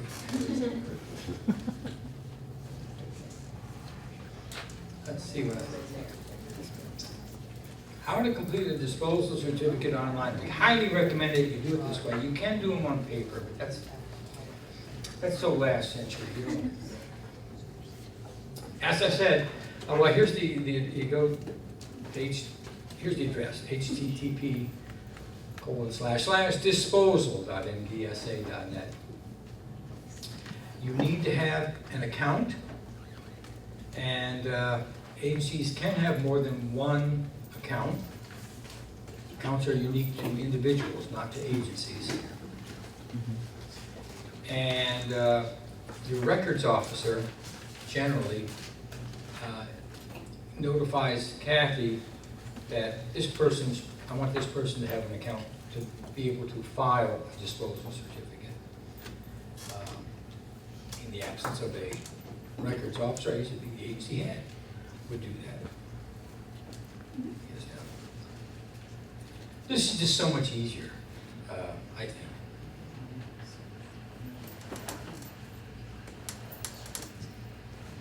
What's this? You want me to do this? You better do this. This is just to show the This is- website itself. The website does have a user guide on it, but just to briefly go over, when you get in there, you click on Create New Certificate. And down here you have the text fields, which are asking the same information that's on the paper form. You enter them all in there. And then number 2, you hit this button, Add New Item, and that makes all this stuff disappear from here and enter in up here. And you keep doing that until the certificate is complete. And then you click on the Review and Submit. It lets you look at it one more time to make sure it says what you want it to say. There's a little statement on the bottom that you have to check where it says, by submitting it, I say I'm authorized to submit it. You click Submit and then you're done. You can come back in here and access your old certificates that you submitted to us. If you create a certificate and don't submit it, it'll stay here as a draft. So everything done under this account stays there. Oh, there's a Review and Submit. Yes, question? So once you review and submit it, is there any like notification that you guys have reviewed it and found it to be accurately filled out? Or? So the question is, after you submit it, do you get any acknowledgement from us that it was right? You do not get any acknowledgement from us that it was right. If we saw anything on it that concerned us, that's when we contact you and ask. At that point, we might say, it said 3 years and until audit, and I know it was 3 years, but was it also audited? And you're like, oh yeah, it was. Or maybe we'll call and say, you were supposed to keep it 4 years, but this says only 3 years, and you go, oh, shoot, you're right. And we did it a year early. Well, it's already destroyed, and you can't get it back, but we let you know so that next time you remember 4 years, not 3. But you raise a good point, I mean, and it does happen.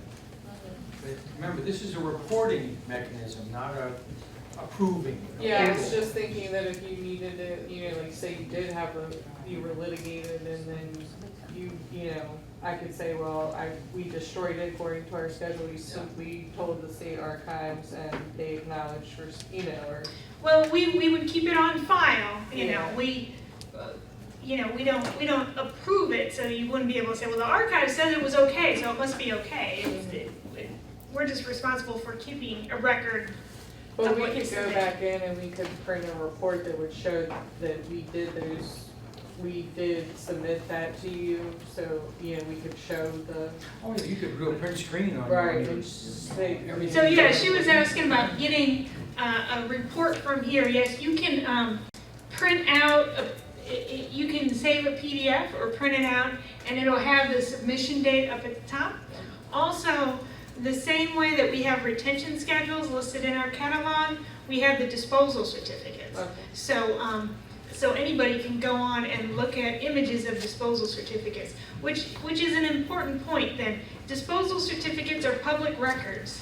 So don't put people's social security numbers on the disposal certificate. Also, we talked about listing things very specifically on your disposal certificate. You might find that if you have to list a bunch of case numbers or something, it might be kind of tedious to put it into this form. It's possible, but if you prefer, you can email us a list that we can then just append to the certificate. So that's disposal of records. Any questions before we move on to the next section? All right, I'm going to hand it off to Victoria. And also, just as an FYI, Maria is handing out evaluation forms. Please fill them out so we can be better. Or if we were great, say that too. So next, this is our last section, and it's going to be about transfer records. We're going to talk about transfer of non-permanent records. If you choose to do that, it is optional, and transfer of permanent records. So you shouldn't keep your records in your office for long periods of time.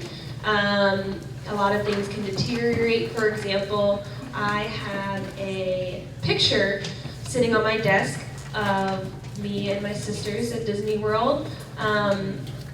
Over the years, if you actually open the back of the picture, you can see how it's fading, it's starting to like adhere to the glass. It's just not properly contained in that picture. And the same thing can happen with any kind of records, whether it's a paper record or anything like that. If it's sitting in a box where it's near the sun, it could get destroyed, deteriorate. So try not to keep them in your office for long periods of time. And it's also extremely costly to store records that you don't need, if you're not really using them. So, as we mentioned before, in terms of transfer, you need to ask yourself, do you use these? How often are you using them? Are you using them every day? If so, maybe it's not time to transfer them. If you haven't opened them in a while, maybe it is time to transfer them over. So I'm just going to briefly talk about transfer to the State Record Center because it is optional. It's where I work. It's in Jessup, Maryland, which is in Howard County. And it's a 160,000 cubic feet warehouse where we hold state records. And you have to complete a records transmittal and receipt form prior to transfer. You can't just say, okay, I don't want these records anymore, let me just ship them on over to us. Please don't do that. We need you to fill out a form, and I'll just briefly go over it. Obviously, if you're transferring records, that means that the schedule has already been approved. If your schedule's not approved yet and you don't want the records anymore, you can't just send them over. You have to have an approved schedule. And for the State Record Center where I am, it's non-permanent records only. Now, this is the records transmittal form. What you would do is you would complete it with your agency information. So this part you're going to fill out as well as the description of the records. The other box is for us to fill out once we receive it and assign it to a specific section in the warehouse. Once we receive it and we say, okay, everything's good to go, we'll contact you in regards to a transmittal date in which then you can ship your records on over to us. We do have 2 biannual disposals. We have one in January and one in July, so we do have a disposal going on right now, which means we cannot accept any records. Typically takes about 4 to 6 weeks, but other than that, free, open, ready to go, just give us a call. As I mentioned, you'll get an accession range and section number that will be assigned to you of where your boxes are in our warehouse. This could be important if, let's say, you have somebody coming to you and say, hey, I need these records. You can say, okay, well, let me contact State Record Center. You give us the information, the range, and everything. That way we're able to locate it easily. It's a huge warehouse. You can't just say, I need these records, from this date. We're not going to be able to find them. We'll give you a copy of this once it's complete. And that's pretty much specific to just state agencies, so I do apologize because a lot of you are from counties and towns and everything like that, but the same holds true for any off-site record storage. Just be able to make sure that you have all that information, whether it's where it's stored, so that way if somebody does call and say I need those records, that you're able to access them in a proper manner. In terms of the state record center as well, we don't, as I mentioned earlier, we don't deal with the public. So, if somebody comes to you and says, hey, I need my teacher certification from 1990 or something like that, I can't give them that record. They have to go to Department of Education, and then Department of Education will contact us. So that's just kind of as an FYI in terms of what the State Record Center does. So I do work for the state, and months ago I got something probably from your area that said you have to get rid of, or we, DGS, is getting rid of these records unless you tell us not to. And then I had no way of identifying what was on that schedule. There was a schedule, I don't know how to identify what's on the schedule. Are you gonna cover that? So typically, in your case, for example, like I mentioned, we do 2 disposals per year. Let's say we have a list of all the records in our warehouse. So all the records that are coming up to be disposed in July of 2019, we send out a letter to you with a copy of the transmittal, which would have the types of records that are listed on there. And if we don't get any information back from you guys saying, no, wait, leave these there, then we're just gonna go ahead with the disposal because that was what was written in the schedule and on the transmittal. You would have to contact us directly in order to say, no, wait, hang on, leave those there, maybe, for a certain amount of time. I did do that, but I then couldn't figure out how to find out what was on that schedule, because I guess you probably used accession numbers or something, but in other words, I had no reference so that I could look into it more carefully and be able to say, are these litigation documents? I had no idea, so how would I do that? So it's really important to keep it, when you have this form, which is what you use to transfer records to us, the portion right here that has the schedule number, it has to be accurate, and we do double check it. And we have Karen Lott, who's been working there for 30 years, so she pretty much knows the rodeo. She'll be able to confirm with you that that is the correct schedule number for those records, as well as confirm with you that the retention is correct.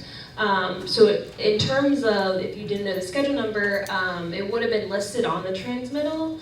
If that weren't the case, that might have been a special exception. But for the most part, we 100% have the schedule number with it. I don't specifically work in the warehouse, so I can't speak directly to the accession number.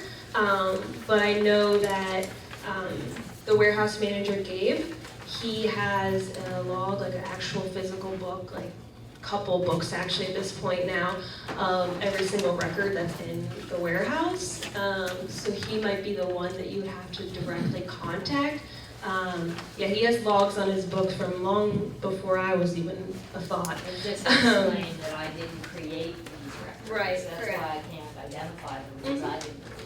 And if they gave you a retention schedule number, is that what they gave you? Retention schedule It's number? been so long, I don't recall. I just remember it was about, one column had about 16 characters in it. Yeah, that sounds like the accession number. Because if you're looking for, if they gave you a retention schedule number, remember you can go onto our website and search by schedule number, pull up what the schedule is, look at what the item is. If it was the accession number, you'll probably have to contact Department of General Services and find out what that accession is.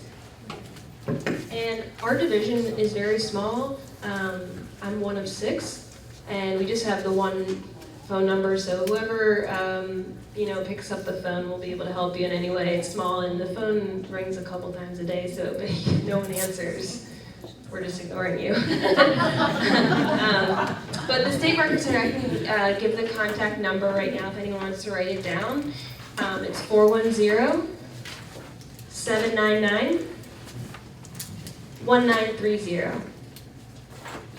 And as I mentioned, Karen and Gabe have been working there for over 30 years. So they're very helpful. They know what they're talking about, and they'll be able to give you all the information. We have copies of schedules as well, copies of transmittals and everything. And if you need to request a record as well, we accept requests every day. If you send it before 8 a.m., 8 or 9 a.m., we'll be able to pull it and send it that day. And yeah, so we'll be able to help you, hopefully. Does anyone have any questions about the State Record Center or anything, a transfer? Yeah, go ahead. Did you say it's only available to state departments and not local municipalities? Yes, that's correct.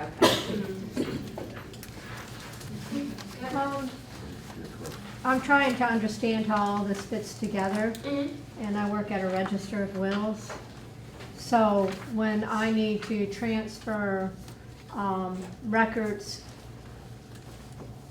for retention that had not previously been at the MSA before, does that anyhow go through you? So transferring records to the State Record Center is optional. It's not required. Alright. It's pretty much, And things that come to the archives do not go through. That would be the question. yeah, Thank we're you. non-permanent Thank you. records and we dispose of them twice a year. So please don't send That's permanent your records function. to us. I don't want them. Gotcha. Thank you.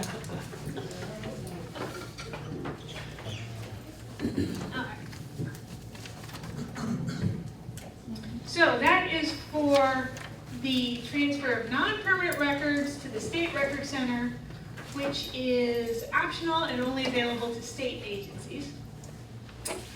And now we're going to talk about transferring permanent records to the state archives, which is something that all agencies do, state, county, and municipal. All permanent records come to the state archives. So here is a list of some of the requirements that need to be met before we can transfer your records. One is that we have to hear from your records officer that that transfer is authorized. If we're going to say that the records officer is in charge of the records management program, we're not going to go take records away from them without them knowing it. The second thing is that it must be permanent records on an approved schedule. And what we're really saying here is, as Victoria said, if you don't have a schedule, if you didn't go through the scheduling process, we don't want you transferring records to us. But here is an important exception to this. Now, let's say that correspondence generally has no permanent value, so your retention schedule says correspondence, keep 3 years and then destroy. And then you get a letter from the Queen of England that says your city is the best city in the world, bar none. We don't want you to say, well, I think it's important, but the schedule says 3 years, so I guess I gotta get rid of it. If you have a specific instance that has permanent value, in your opinion, even if the retention schedule says that type of record is generally non-permanent, go ahead and give us a call. Say, hey, I got this record. I think it has permanent value. Do you want it? So this is to make sure that you go through that scheduling process, but it's not to keep you from sending specific permanent instances to us. You should transfer records to us only when you don't need it anymore. If it's a record that you're likely going to need to reference again, keep it in your office. Now we know that it might come up unexpectedly that you might need it again, so we have procedures to allow for that. But if there's a reasonable or a high likelihood you're going to need it again, don't transfer it just yet. You also need to include indexes with the transfer if indexes are necessary to find any particular record. We also need to ensure that your records pose no threat to our staff or to the collections that are already in our custody. So if it has a mold problem, or if it's got creepy crawlies in it, that'll certainly need to be taken care of before we can transfer it. A quick note about costs. You, the agency, do pay the cost of having the records moved from your location to our location and put on the shelf, but there is no ongoing cost for storage of the record. For the State Record Center, I think there's like a monthly cost for storage. 42 cents per box. 42 cents per box on a monthly, Yes. on a monthly rate. In perpetuity. As long as their box is there, which is why I guess they need to know how long it's going to be there. Okay, so we're going to do a quick overview of the process, and then we're going to go each step, morning deck. First, you contact us to let us know what you're going to transfer, just briefly, so that we can confirm that those are eligible for transfer. Then you prepare those records for transfer by boxing it up. You complete a transfer inventory and submit that to us. Then we review it, make sure everything is clear, we have all the information we need, and schedule the transfer to take place, and then the actual transfer happens. So that first step, this is one that we added recently because we were having a problem of people putting in all this work, boxing up and inventorying records, and then finding out they couldn't transfer it, and it caused a lot of heartache. So before you do any other work, just drop us a quick email. Let us know the name of the series that you want to transfer and the date range, and what is the retention schedule number and item number that says it's eligible for transfer to the state archives. We just do a double check and we email to let you know that it's okay to proceed to the next step, which is preparing the records for transfer. Namely, you're going to box it up. We do have a standard size box that we require because that's what fits efficiently on our shelf. It's available from Maryland Correctional Enterprises. On our website, we have a link to the exact product. If you have odd size items that don't fit in that box, let us know and we'll work with you to figure out a suitable container for it. If you have books that are in good shape, so not falling apart, not pages coming out, not covers coming off, if they're in good shape, those do not need to be boxed for a transfer. When you're filling up the box, make sure that you do not overfill the box. It has to be able to close and that the bottom doesn't fall out when you pick it up. A good rule of thumb, when you have a box, if you're able to stick your hand in, like that, between the files and the edge of the box, that's usually enough room to be able to get records in and out of the box without destroying them. And then you will also label the box with some basic information about where it's coming from and what's inside, and also giving it a box number. And that information helps us associate the box with the information on the inventory form, which is the next step. And we do have this inventory form available in your handout.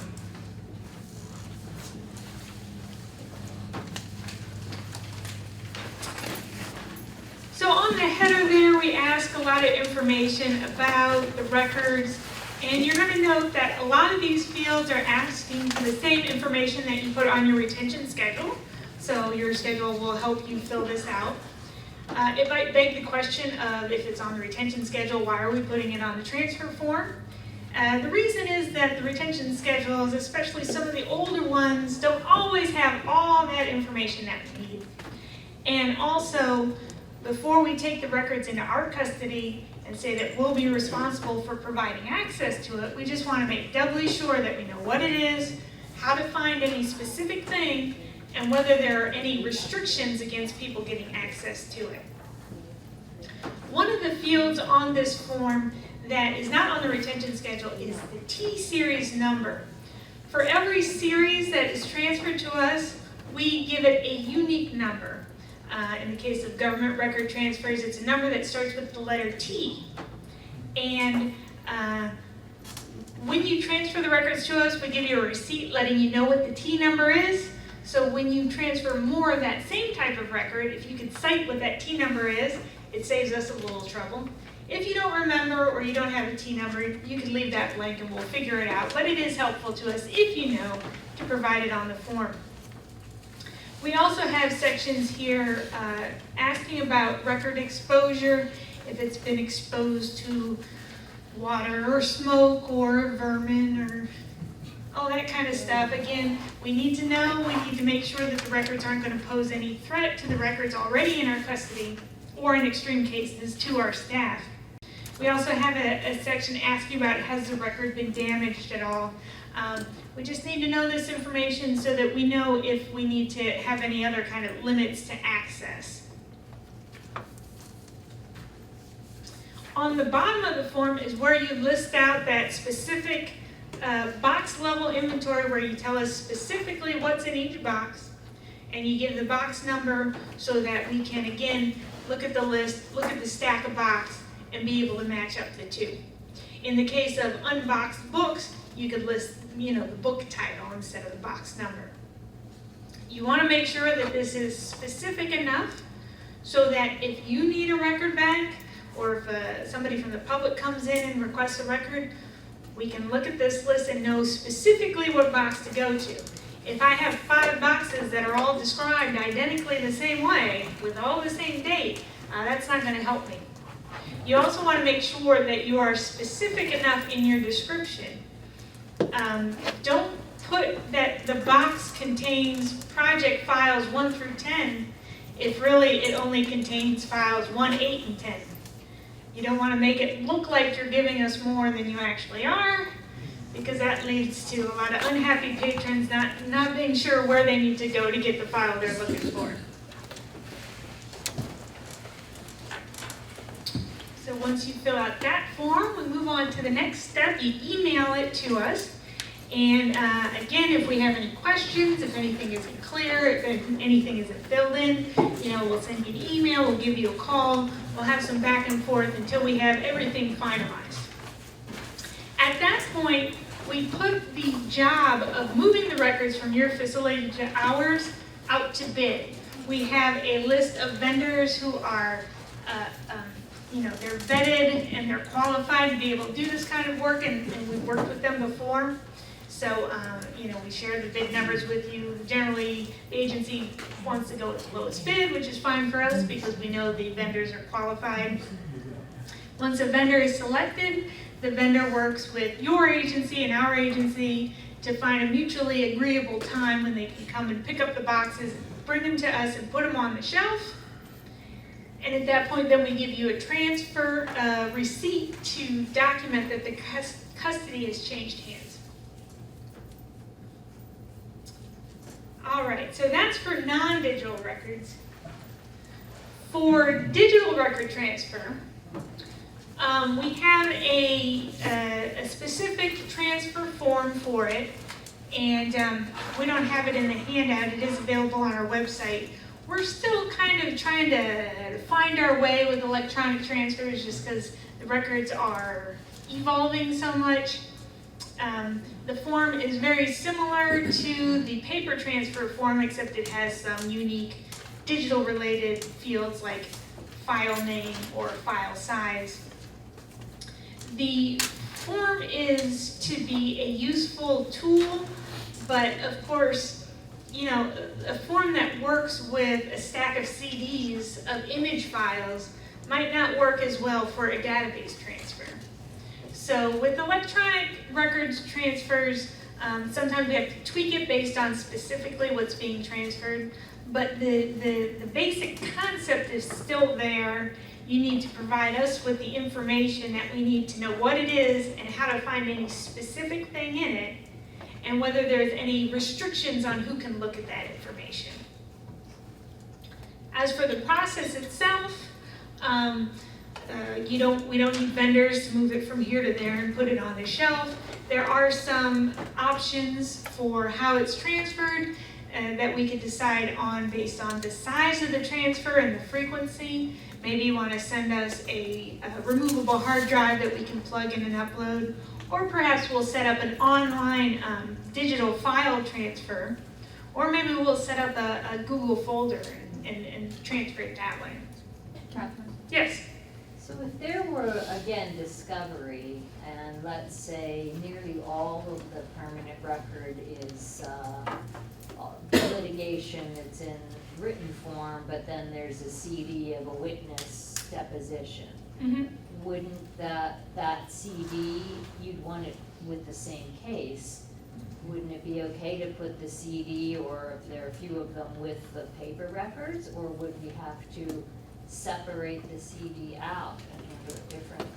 So the question is, if I understand you, it's a case file that has both paper and electronic associated with it. But it's all together. Well, it's problematic if I have a CD and a box of paper. because that CD is not gonna last for long.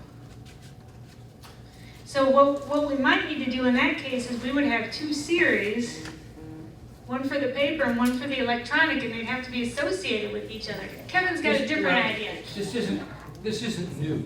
I mean, It's new to me. the format's changed, but we've got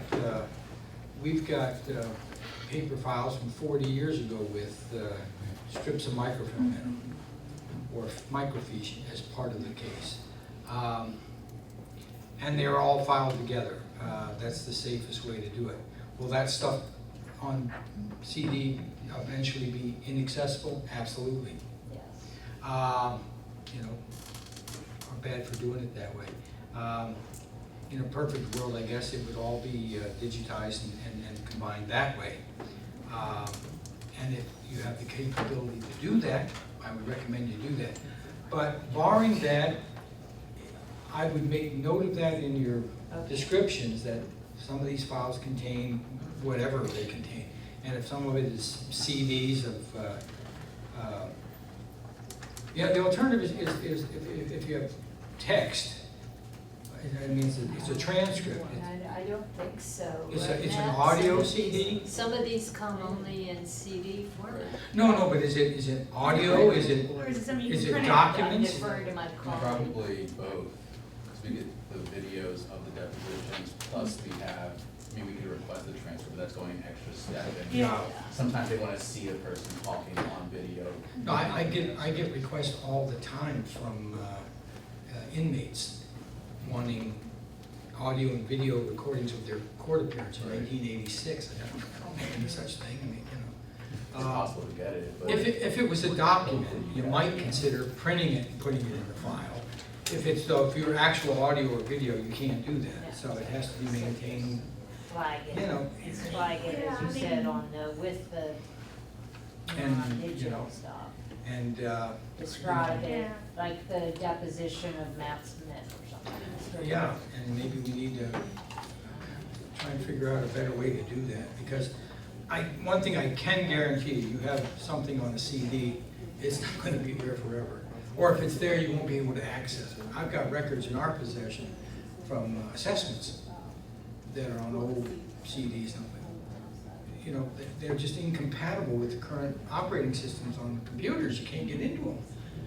The data's there, but you can't get into it. I need a 15-year-old operating system to do that. That's always a problem with digital stuff that's like that. Yes? We have old records that are on Laserfish, not Laserfish, but the, Laserdisc. right. So, but we no longer have the microfiche. Oh, microfiche. Oh, Yeah, fiche is and we different. no longer have the machines Yeah. to look at that. So you all don't have those machines there either? Oh, yeah. I You do. have a fiche reader printer. Okay. Don't like to use it. But if somebody were to request it, you could find it on the, and Depends then how you well can you've print got it the for stuff. them? Okay. Now, you're not talking about a laser disc. No, You can't no, do no. anything with a laser No. disc. Microfiche, the little fiche. Yeah. I mean, it depends how clearly it's labeled and how it's organized, if I can find it or not. The main thing we use on the fiche are assessment records, older assessment records from the 90s, primarily 80s and 90s. And they are, the organization varies from county to county, but they are all broken down by district within a county, and then they're either alphabetical or numerical. And so, once you're in the right district, they're pretty easy to use. Looking for a particular piece of paper in a 700-page court file, you're gonna have to tell me where it is. I mean, you have to tell me it's on sheet number 5 in this case, and it's image number 47 or something. Because, Thank you. yeah, but can it be found? Sure. You can do anything with enough time and money. But yeah, with these unique cases that come up, let us know, and we'll work with you, and we'll figure it out. So as I said before, the idea is that you transfer us the record once they're inactive, once you no longer need them anymore. But of course, sometimes something comes up unexpectedly, so we do have procedures to allow for that. We have procedures so that if you need a document for your daily duty, you can request it back from us, and you keep it for as long as you need it, and then you send it back to us again. Now, of course, if it's just that somebody from the public wants to look at it, well, you could just send them to the archives to look at it. But if you need it for something you're doing, you can request it back. Or if maybe a new filing needs to be added to a folder that has previously been transferred, we also have procedures for that being transferred and then interfiled into the folder that we already have.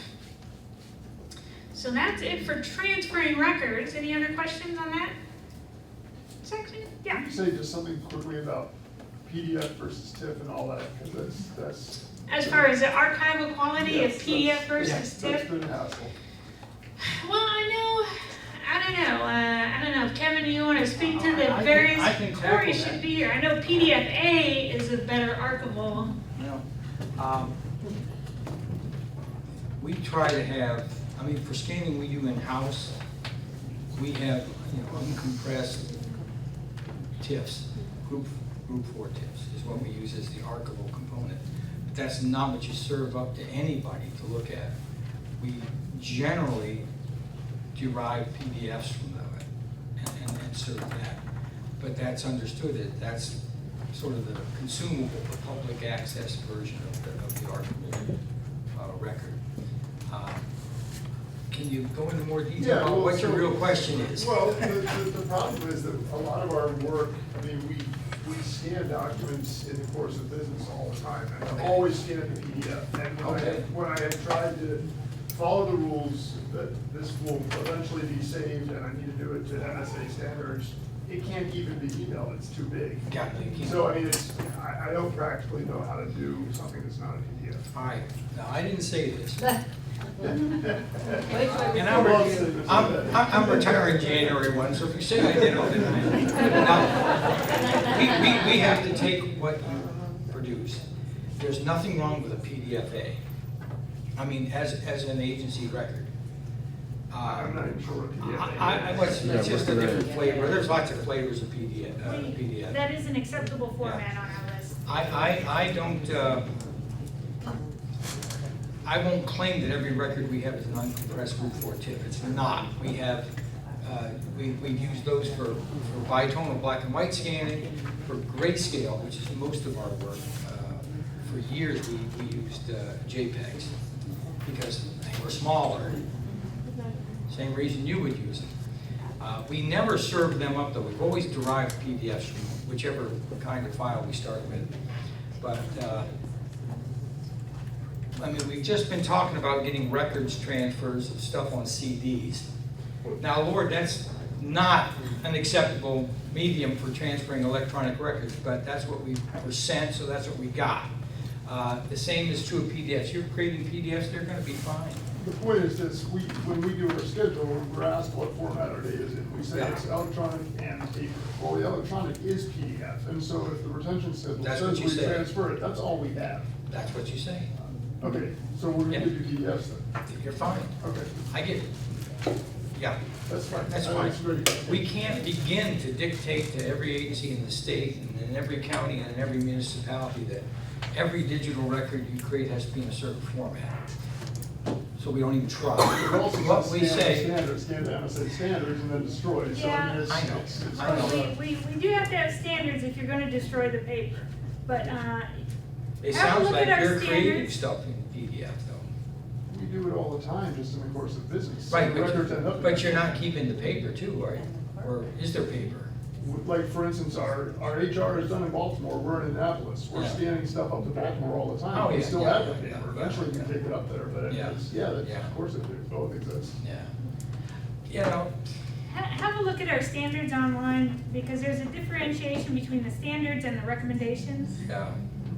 And our recommendations is how we feel you could best hit those standards. Yeah, but, you know, there's also the real world intervenes.